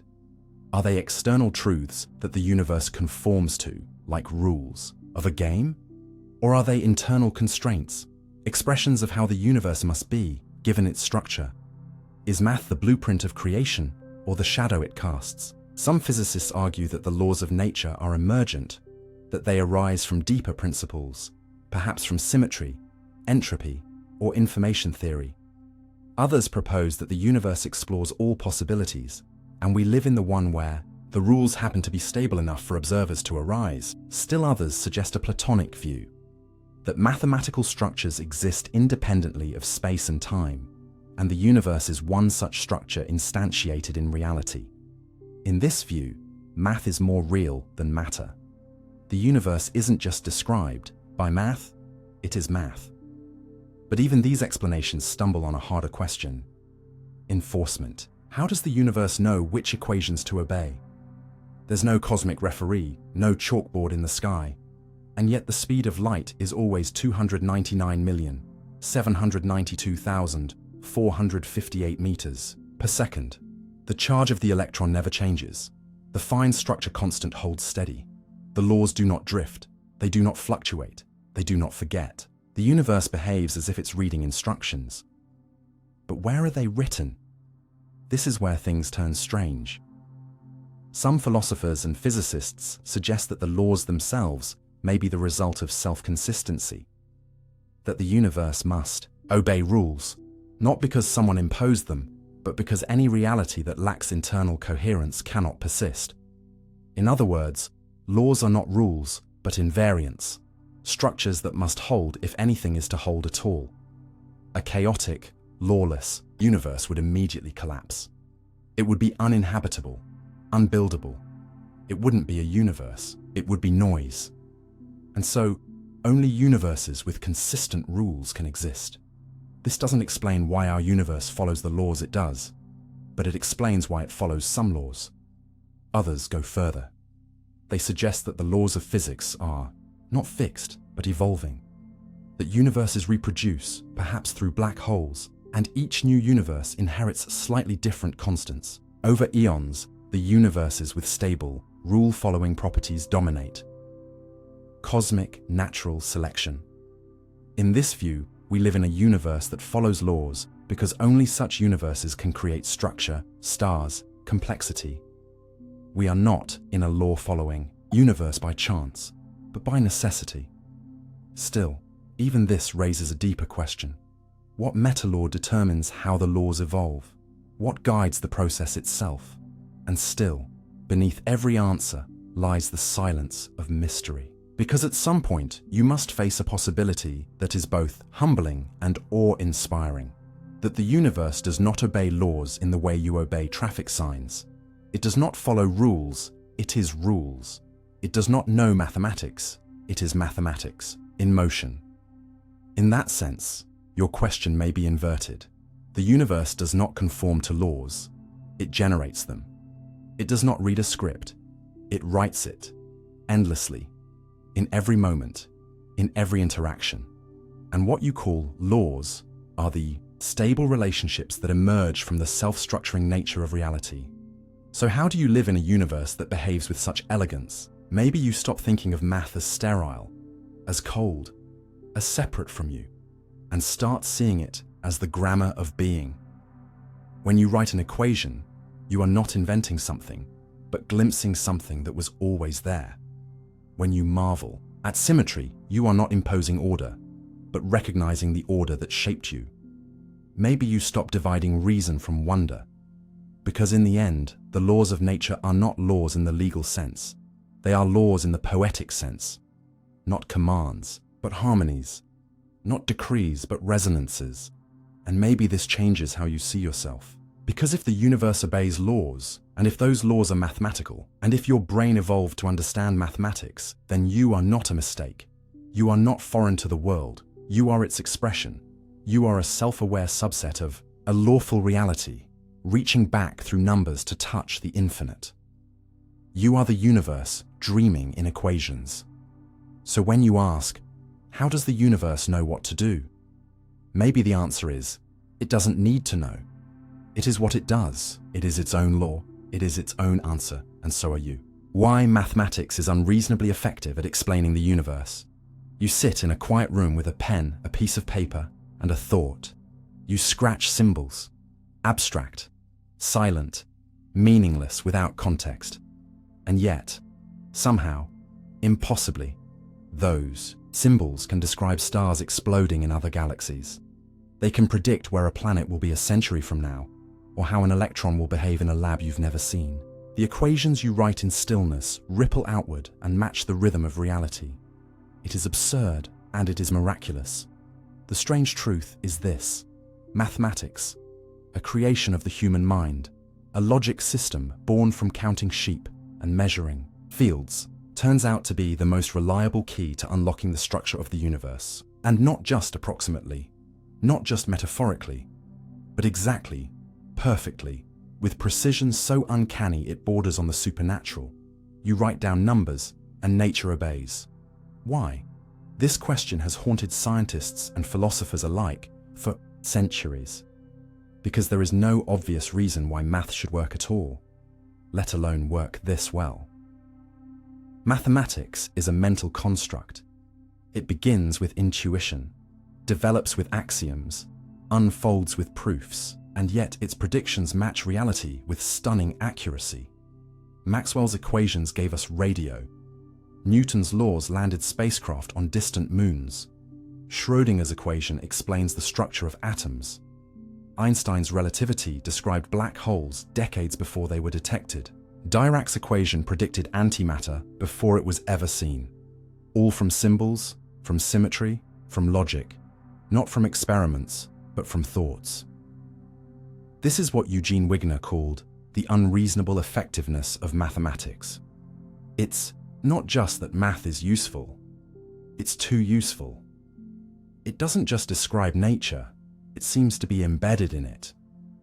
You tweak an equation in a corner of theoretical physics, and suddenly it reveals something real, something testable, something happening on the other side of the galaxy. As if the universe is not just understandable through math, but is itself fundamentally mathematical. But why should that be? Why should abstract symbols written on paper tell you anything at all about reality? Why should the motions of planets, the behavior of particles, the ripples of space-time, all obey human logic systems? Are we discovering something that was always there? Or are we imposing order onto chaos and mistaking our own patterns for truth? One explanation is that we evolved to perceive a world that obeys mathematical regularities, because regularities are what allow survival. Our brains are tuned to symmetry, to ratio, to pattern. We build models because models help us predict, and prediction helps us live. But this only explains why we look for patterns, not why the patterns exist, and not why they are so deep. Why the inverse square law? Why the exact constants of quantum mechanics? Why the strange, elegant beauty of non-Euclidean geometry describing our universe's curvature? Others argue that math is a kind of language, the most precise one we've found, that it's not surprising math works, because we select the math that does, that over time, we've sculpted mathematics to match the world. But again, this doesn't answer why new mathematics, never designed with nature in mind, ends up describing reality better than old physics ever could. Complex numbers were invented for solving polynomial equations. They weren't meant to describe wave functions, yet they form the heart of quantum theory. Riemannian geometry was pure abstraction until Einstein used it to describe gravity. So, maybe the universe is not merely described by mathematics. Maybe it is mathematics. That's the view of mathematical Platonism, that math is not invented but discovered, that mathematical objects exist in a realm of their own, timeless and perfect, and the universe is an expression of one of those structures. You are not applying math to the world. You are living inside a math object, an equation with eyes. This is the idea behind Max Tegmark's mathematical universe hypothesis, that every consistent mathematical structure corresponds to a physical reality, that all possible universes exist, but the ones describable by mathematics are the ones that can contain observers, that we live in a mathematical structure because only mathematical structures can give rise to stable, self-aware entities. In this view, why does math work is like asking, why does water flow downhill? It's a property of the terrain, not a mystery. You live in math because math is all there is, but this view is not without problems. If every mathematical structure exists, then why this one? Why these constants? Why these dimensions? Why this particular balance between chaos and order, between symmetry and symmetry breaking? Why not a universe with 17 spatial dimensions or strange, unstable particles? The Anthropic principle answers, because you're here. But that feels like a shrug, like stepping away from the sacred question. And maybe that question isn't just about physics. Maybe it's also about perception, about the way your mind builds meaning, because the brain too is mathematical. Neurons fire in patterns. Thought propagates through networks. Your very awareness is governed by electrochemical rules. Maybe you recognize the world through math because your mind is made of it, like a song played back through a resonant chamber. You're not listening to math. You are the resonance. And yet, even with this resonance, even with all the models and symmetries, there are still limits. Gödel's incompleteness theorems tell us that no consistent mathematical system can prove all truths about itself, that there will always be truths that are real, but unprovable. Maybe this is the universe's way of reminding us that while math can take us far, it cannot take us all the way. That mystery is not a flaw, but a feature, that even a mathematical cosmos leaves room for wonder. So how do you live in a world built on numbers? Maybe you begin to see math not as sterile, but sacred, not as abstract, but alive. You stop seeing equations as cold and start hearing them as music. When you look at a spiral galaxy, you see the Fibonacci sequence. When you trace the arc of a tossed stone, you see parabolas. When you fall in love, you feel patterns you cannot name, but they are there. You are made of ratios, of rhythms, of geometry and logic and recursion. And maybe you begin to live mathematically, not in calculation, but in reverence. You see that balance is not an aesthetic choice, but a survival mechanism. That harmony is not cultural, but cosmic. That the universe wants to be understood, not because it cares, but because it is made of understanding. Because if math is the fabric of the universe, then beauty is not accidental. Elegance is not indulgence. It is the echo of something deeper, something precise, infinite, and shared. And that means that your curiosity, your awe, your wonder at how everything fits together is not a distraction. It is alignment, a tuning fork struck against the bones of being. So when you write an equation, you are not just solving a problem. You are singing the universe back to itself.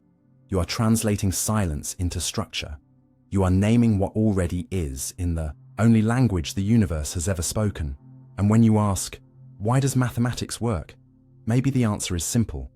Because it is the universe. And so are you. The holographic principle beyond black holes. The universe as a boundary. You live in a world of depth, of space, of volume. You move forward through rooms, walk past trees, dive into oceans. You feel the 3 dimensions of reality pressing gently against you everywhere: height, width, depth. And you assume, as everyone does, that this spaciousness is real, that it is fundamental, that the universe is what it appears to be, a vast, expanding, 3-dimensional container for galaxies, matter, and thought. But what if it's not? What if the deepness of space, the weight of objects, the richness of the world are all projections, holograms? What if everything you know, everything you are, is encoded not in volume, but on a surface? What if reality is not within, but on the edge? This is the unsettling implication of one of the most radical ideas in modern physics, the holographic principle. And if it's true, not just inside black holes but everywhere, then your entire understanding of existence may be inside out. The holographic principle was born from paradox. Black holes, the most extreme objects in the universe, forced physics into a confrontation with itself. According to general relativity, a black hole is a region of space where gravity is so intense that nothing, not even light, can escape. At its core lies a singularity, a point where the laws of physics break down. Around it, an event horizon, the point of no return.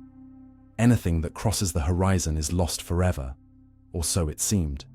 But quantum mechanics disagreed. In a quantum world, information can't be destroyed, ever. The wave function of a system evolves in a way that preserves all data, all history. And yet, black holes seem to eat information and give back only Hawking radiation. Random, meaningless heat. Where did the information go? If it was truly lost, quantum mechanics was wrong. If it wasn't, relativity was. This was the black hole information paradox, and it shook the foundations of physics.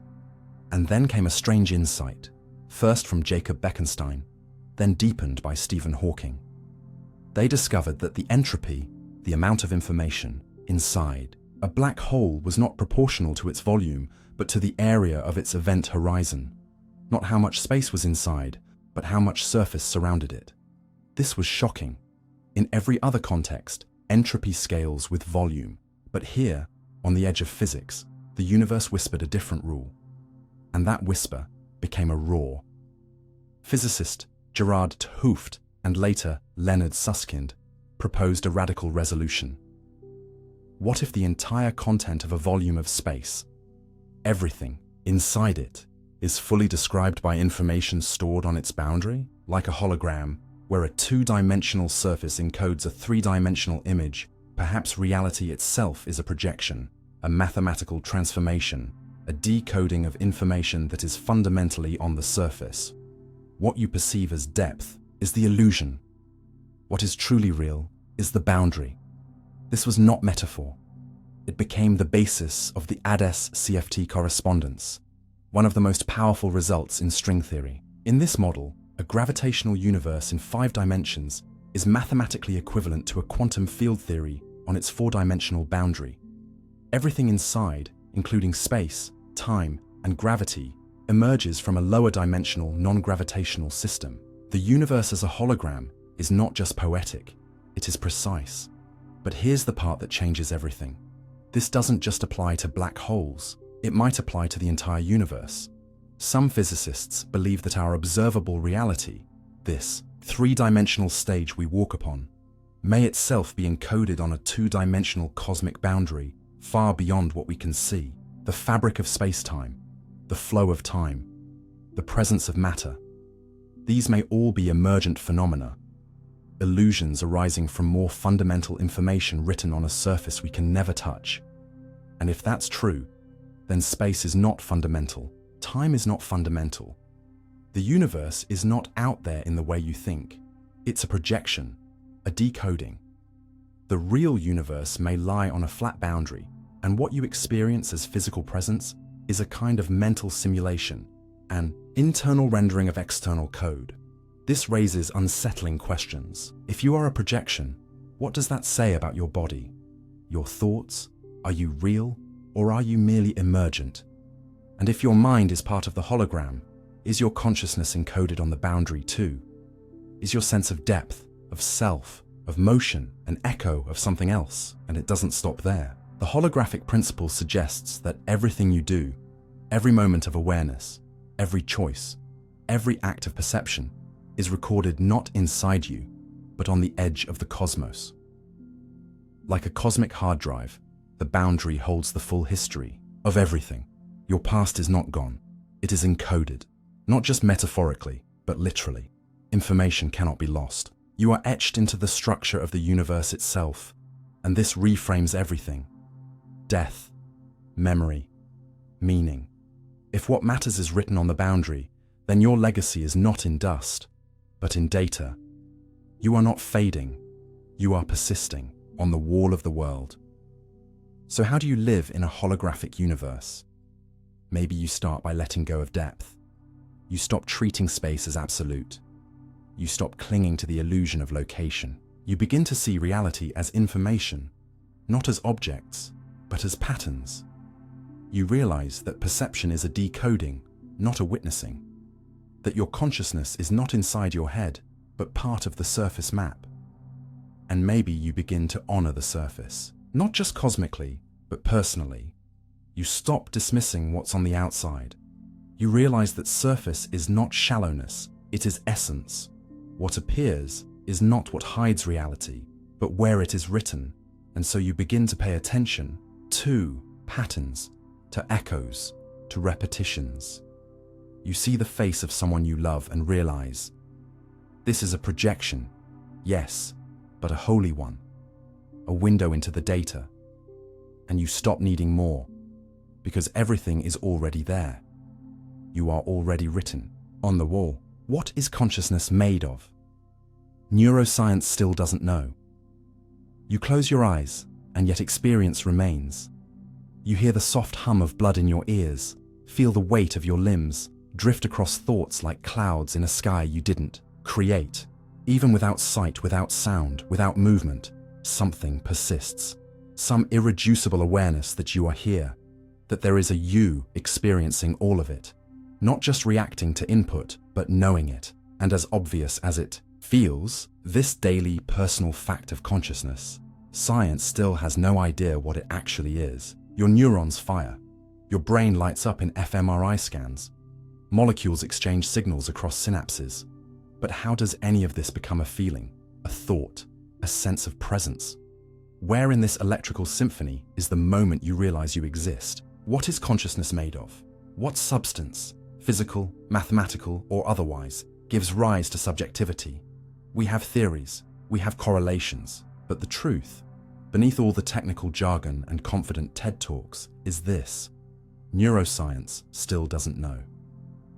At the heart of the mystery lies a chasm, one philosophers call the explanatory gap. On one side is the physical brain. Grey, matter, synapses, neurotransmitters, blood flow, spike trains. On the other is subjective experience, the redness of red, the sting of shame, the sensation of time stretching when you're in pain, or collapsing when you're in flow. These are not behaviors. They are not inputs or outputs. They are qualia, the raw texture of being. You cannot point to them. You cannot extract them from a body. You cannot share them like data. They are yours and yours alone. Yet every human shares them. Every mind lives inside a theater where images appear, sounds echo, thoughts arise. And no matter how much we map the neural correlates of consciousness, no matter how finely we slice the brain's activity into patterns, we still cannot explain why experience happens at all. Some scientists argue that it doesn't. That consciousness is an illusion, a trick played by complex computation, that your experience of being you is just a byproduct of information processing, like steam rising from a locomotive.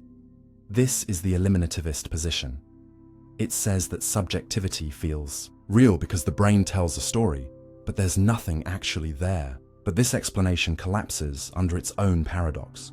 Because to say experience is an illusion is to say it's something.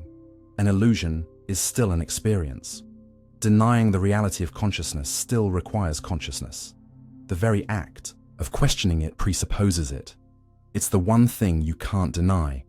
So we circle back to the question: what creates it? Where does it come from? The leading theory in neuroscience is that consciousness emerges from complexity, that once a system is sufficiently interconnected, dynamic, and differentiated, awareness spontaneously arises. Integrated Information Theory, IIT, developed by Giulio Tononi, proposes that consciousness corresponds to the degree to which a system integrates information.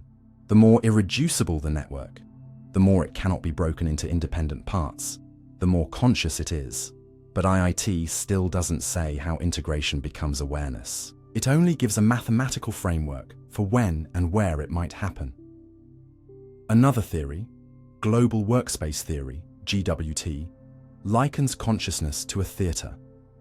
Your brain processes vast amounts of data unconsciously, but only a tiny portion enters the spotlight of global availability.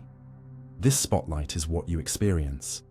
What's not in the spotlight remains hidden from your awareness, driving your behavior, but not your sense of self. GWT describes the function of consciousness, but not its substance. It tells us what it does, not what it is. And so we remain stranded, knowing that the brain and the mind are linked, but not knowing how the leap from matter to meaning is made. Some propose that consciousness is fundamental, not emergent, that it is not the product of the brain, but a basic feature of the universe itself. This is panpsychism, the idea that all matter has some degree of mind, not full-blown awareness, but proto-consciousness, a glimmer of experience in every particle. In this view, your brain doesn't create consciousness. It collects it, integrates it, organizes it into a coherent self, like a mirror reflecting ambient light into a single beam. This idea feels wild, even mystical, but it solves a deep problem: how to bridge the gap between the physical and the phenomenal. If consciousness is baked into the universe, then the emergence of minds is not a miracle, it's inevitable. Just as gravity arises from mass, Awareness arises from interaction, and yet this too is incomplete. What does it mean for a rock to have experience, or an atom? How do you test this? How do you measure it? And what about consciousness without brains? Does the universe itself have a kind of awareness, a field of mind? Are we fragments of a cosmic subjectivity, localized eddies in a sea of universal being? Others look to quantum mechanics. Roger Penrose and Stuart Hameroff propose that consciousness arises from quantum processes in the microtubules of neurons. That coherence, superposition, and collapse at the quantum level give rise to awareness. But this theory, orchestrated, objective reduction, remains speculative, controversial, and experimentally elusive. And still, it presumes that physics alone can explain why anything feels like anything. So we are left with metaphors, with diagrams, with endless papers and conferences and debates. And yet, none of them answer the question at its core. Why is there something it is like to be you? Why does information processing come with an inner light? You could replace every neuron in your brain with a silicon replica. You could simulate your behavior perfectly. But would you still be there? Would the simulation feel? Would it know that it knows? And perhaps the strangest possibility is this, that consciousness is not made of anything, that it is not a thing to be reduced, but a relation to be understood. That awareness is not in the parts, but in the pattern. Not in the neurons, but in the structure of experience itself, in the way perceptions link, in the way attention flows, in the way self and world are braided together in every moment of wakefulness. So how do you live in a world where no one knows what you are? Maybe you stop waiting for science to define you. Maybe you begin to honor the miracle of being not because it is explained, but because it is present. You feel, you wonder, you dream, you remember your own name. These are not glitches. They are the essence of life. And maybe that's enough. Maybe you stop asking, what is consciousness made of? And start asking, what can I do with it? You can love. You can create. You can suffer and learn and build and heal. You can look at the stars and feel awe, not as a function of neurons, but as a truth of being. Because whatever consciousness is, whether it's a quantum wave or a cosmic field or a self-reflective loop, it is. It's here. It's you. And that's the deepest mystery of all. The laws of physics are the same, but maybe not always.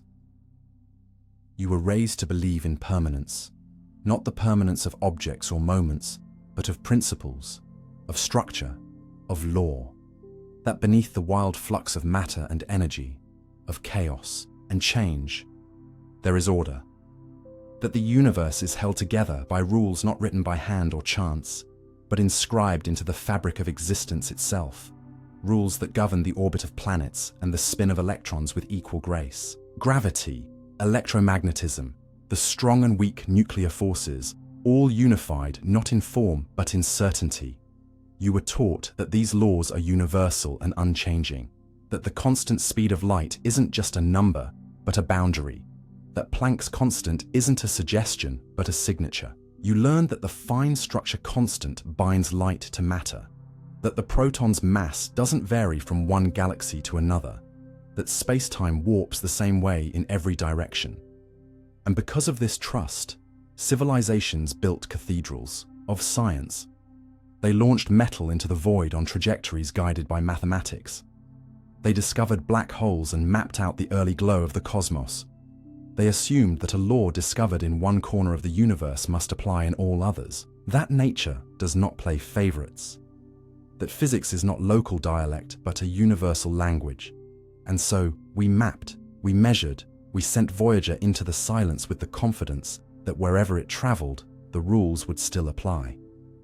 That mass would behave, light would travel, time would stretch or bend, but never betray its code. We built accelerators and detectors, peered into the smallest corners of reality, hoping to find symmetry, elegance, unity. And for a long time, we did. But now, something subtle stirs beneath that certainty. Not a rupture, not a revelation, but a murmur, a question. What if the laws of physics, the sacred scaffolding of reality, are not eternal? What if they are not written in stone, but in sand? What if they shift, drift, fracture at the edges of what we can observe? What if what we think of as constants are only constants here, now, for us? What if the very idea of universal law is a useful illusion, a local convenience in a wider, wilder cosmos? It sounds unthinkable, heretical even, and yet, observations accumulate. Hints appear in the sky, in the light from distant quasars, in the quiet background of the universe's first breath. The fine structure constant, so central to our understanding of how light and matter interact, may have changed, ever so slightly, over billions of years. The signal is faint, debated, contested. But if true, it suggests that one of the most fundamental numbers in physics isn't fixed, that it's not a law at all, but a variable. Other measurements hint that the cosmic microwave background, the faint afterglow of the Big Bang, has subtle asymmetries, suggesting the universe might have a preferred direction, a crack in the assumed uniformity, that the expansion of the universe, driven by the ghostly hand of dark energy, might not be perfectly even. That acceleration could vary with position, that the cosmic acceleration itself might evolve, or worse, end. And if we entertain the possibility of a multiverse, a vast foam of countless bubble universes beyond our cosmic horizon, then all bets are off. In that scenario, each universe could operate under different laws, different constants, different initial conditions. We may live in one where physics happens to work as it does, but only because we can exist here. Elsewhere, the rules may be stranger, more chaotic, more brittle. The assumption that our laws are universal begins to tremble. They may be local customs, not global truths. This realization doesn't just shake science, it shakes meaning. Because the laws are not just equations. They are the reason things make sense. Without them, prediction vanishes. Technology collapses, memory loses its relevance. If light could behave differently in another region, if time could flow backward under some circumstances, if mass or charge could fluctuate, not just randomly, but according to rules we don't yet grasp, then what is reality? What does it mean to know something, to trust it, to build upon it? Science becomes not a path to certainty, but a negotiation with flux. The floor doesn't drop out, it ripples. And in that ripple, we find both terror and freedom. Because if the laws can change, then so can everything else. The rigidity of fate, of determinism, loosens. The universe stops being a clock and starts being a composition. A song not of fixed notes, but shifting harmonies. Some physicists now explore the idea that laws may not be fundamental at all, but emergent, that they arise from deeper processes, patterns that stabilize under certain conditions, only to transform as those conditions evolve. Loop quantum gravity, string theory, and other frameworks hint that space-time itself may not be continuous, but quantized, woven from discrete loops, or strings whose collective behavior gives rise to what we experience as geometry, force, and law. In this view, the constants we revere, Planck's constant, the speed of light, Newton's G, may be like the average temperature of a boiling pot, meaningful but contextual, not ordained but emergent, not fixed but functional. Even time might be complicit. Some theories suggest that laws could evolve with the cosmos, that early in the universe, different laws ruled, that as space-time expanded, as complexity grew, the laws coalesced, like habits forming in a mind. This is the radical idea, that the universe could have a memory, that what we call law is more like momentum, a pattern repeated until it stabilizes. And if the universe can remember, can adjust, can evolve, then perhaps it isn't a passive object governed by timeless codes, but a living system exploring what it can be. A kind of learning machine, a kind of mind. This may sound like mysticism, but it's not. It's one interpretation of data we do not yet fully understand. It's one attempt to reconcile the apparent absolutes of physics with the undeniable fluidity of everything else. And this brings us to a strange mirror.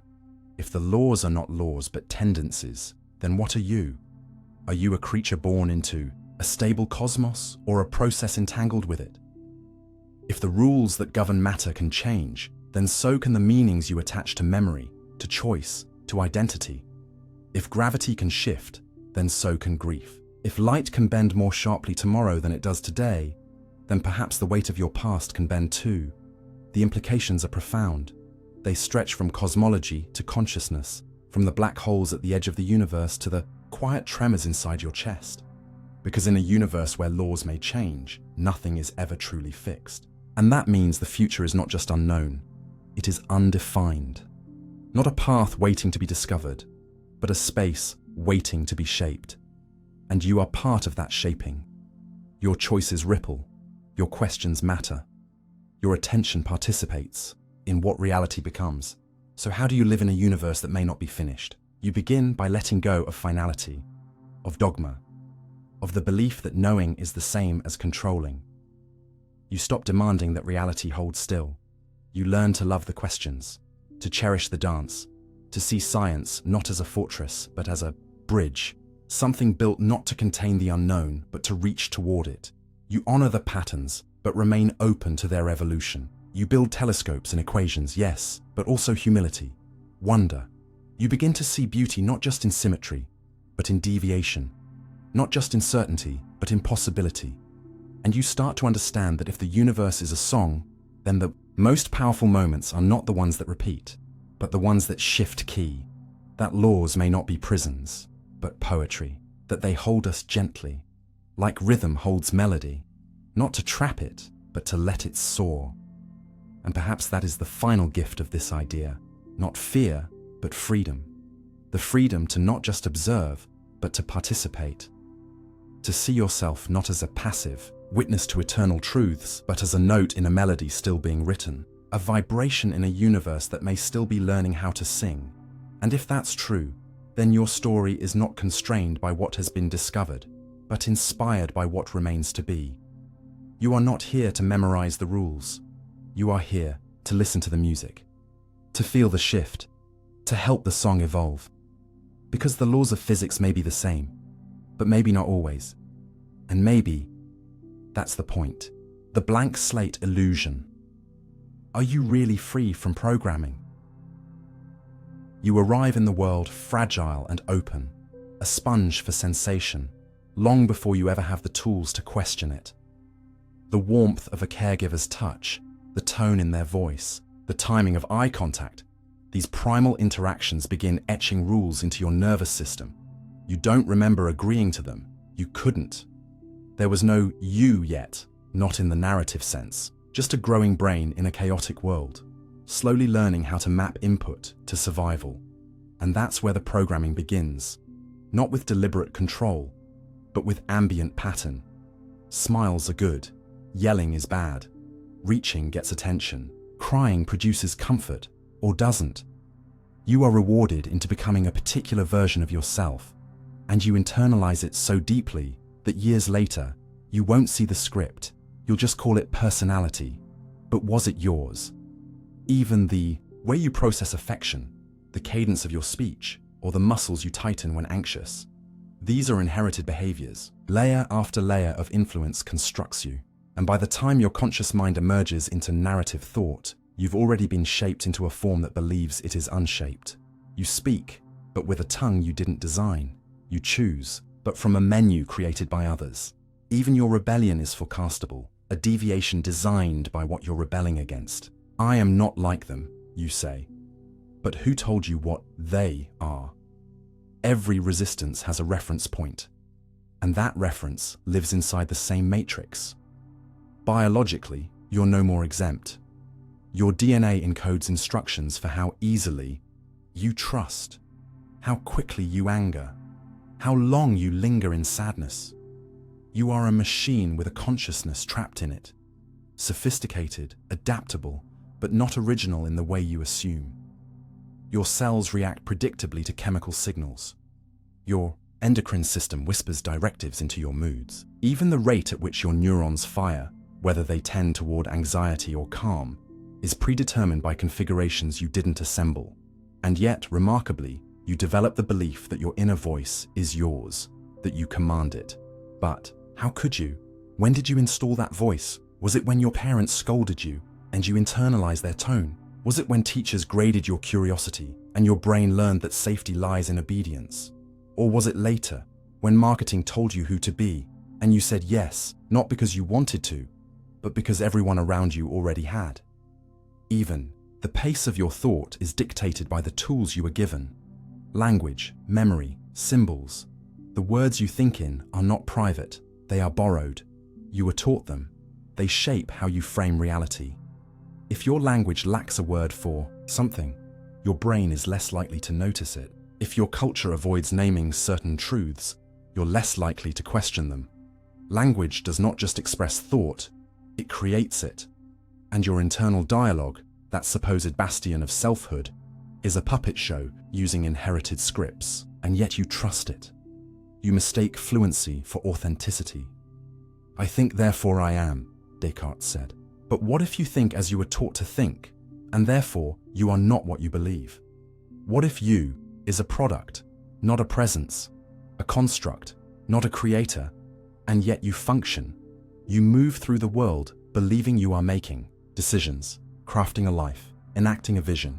You set goals, weigh options, experience doubt, and resolve it. But what if all of this internal activity, the mental turbulence of figuring it out, is not actually about discovering what you want, but rationalizing what you've already been steered toward? Because long before you choose, you are primed. Behavioral science calls them nudges. Marketing calls them funnels. Tech calls it engagement. But beneath the semantics is the same mechanism. Environments are designed to shape your behavior invisibly. The angle of a button, the frequency of a tone, the way a message is timed. Each element influences how you respond. You are not navigating a neutral space.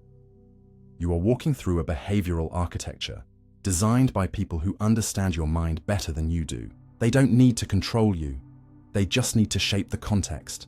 And your brain, evolutionarily trained to conserve energy, prefers the path of least resistance. It prefers fluency, familiarity, confirmation. Your attention is easily hijacked by novelty, your emotions triggered by signals that mimic danger. This is not a flaw, it's how your ancestors survived. But in a modern environment built on persuasion, these traits make you manipulable. You scroll not because you're curious, but because your dopamine system rewards unpredictability. You click not because you choose, but because you were guided. Your digital footprint is not the mark of free movement, it's the trail of a behavioral experiment.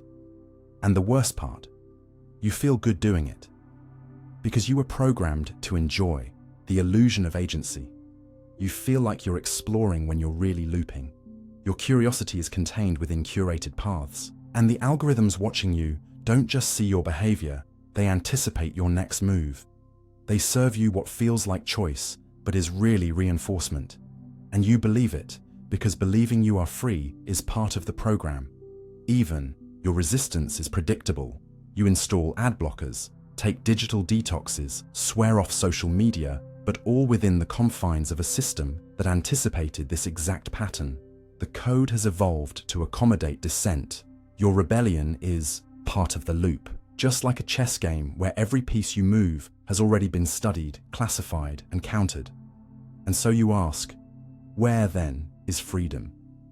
If biology, society, technology, and language all converge to shape every layer of my behavior, what part of me remains untouched? What part is truly mine? The truth may be uncomfortable. Maybe nothing is untouched. Maybe there is no inner sanctum, no sovereign core immune to influence. But perhaps freedom doesn't require purity. Perhaps it requires recognition. Not that you are unprogrammed, but that you can begin to see the program. That you can name it, not escape it. That you can pause just long enough to notice when an impulse is not yours. That in this pause, this sacred interruption, you do not become free, but you begin to author. Not everything, not yet, but something. A word, a no, a silence, an undoing. And that might be enough to start rewriting the script. So what does it mean to reclaim authorship in a life where every page may have been ghostwritten before you even learned to hold a pen? It means you begin to trace the lines backwards, not to erase them, but to understand the language they were written in. It means you stop treating every thought as sacred, every impulse as self-evident, and you start to interrogate even your most cherished instincts. You ask not just what do I believe, but who taught me to believe this? And what reward did I receive for keeping this belief alive? You examine your preferences, not with shame, but with precision, asking what systems they reinforce, what histories they carry, what myths they silently extend. And you understand that yourself is not a thing you find, but a thing you slowly build, by untangling layers of imitation, trauma, social expectation, and evolutionary momentum. You begin to treat your own mind like a software system, debugging loops, identifying dependencies, updating functions. You recognize that freedom is not the absence of code, but the conscious capacity to edit it. And editing hurts, because you must admit that much of what you've loved, defended, and clung to may not have been born of truth, but of reinforcement. That you've spent years optimizing for approval, safety, inclusion. That the you who others loved may not be the you who ever felt most real. And when you begin to shed those layers, people will resist, not because they hate your truth, but because they recognize your change as a threat to their programming. Systems prefer consistency. The moment you stop playing your expected role, others are forced to reevaluate theirs. But this discomfort is necessary, because the alternative is sleepwalking through a life written for you by unseen authors. You do not have to burn the script. You only have to pick up the pen. To say, I will not be a copy-paste of a culture I didn't choose. To say, I may not have written the first chapters, but the rest, I claim. And even if you stumble, even if your edits are clumsy and slow, the act of trying is itself a form of liberation, because effort implies resistance, and resistance implies awareness. And awareness, though not the end of programming, is the beginning of sovereignty. You may always carry the fingerprints of the world that built you, but you do not have to let them press every key. In the end, the blank slate was always a myth, but the conscious slate, the one scratched, messy, rewritten over time with trembling hands and open eyes, that one is real, and it's waiting for you, not to erase what came before, but to begin, for the first time, to write something you chose to say.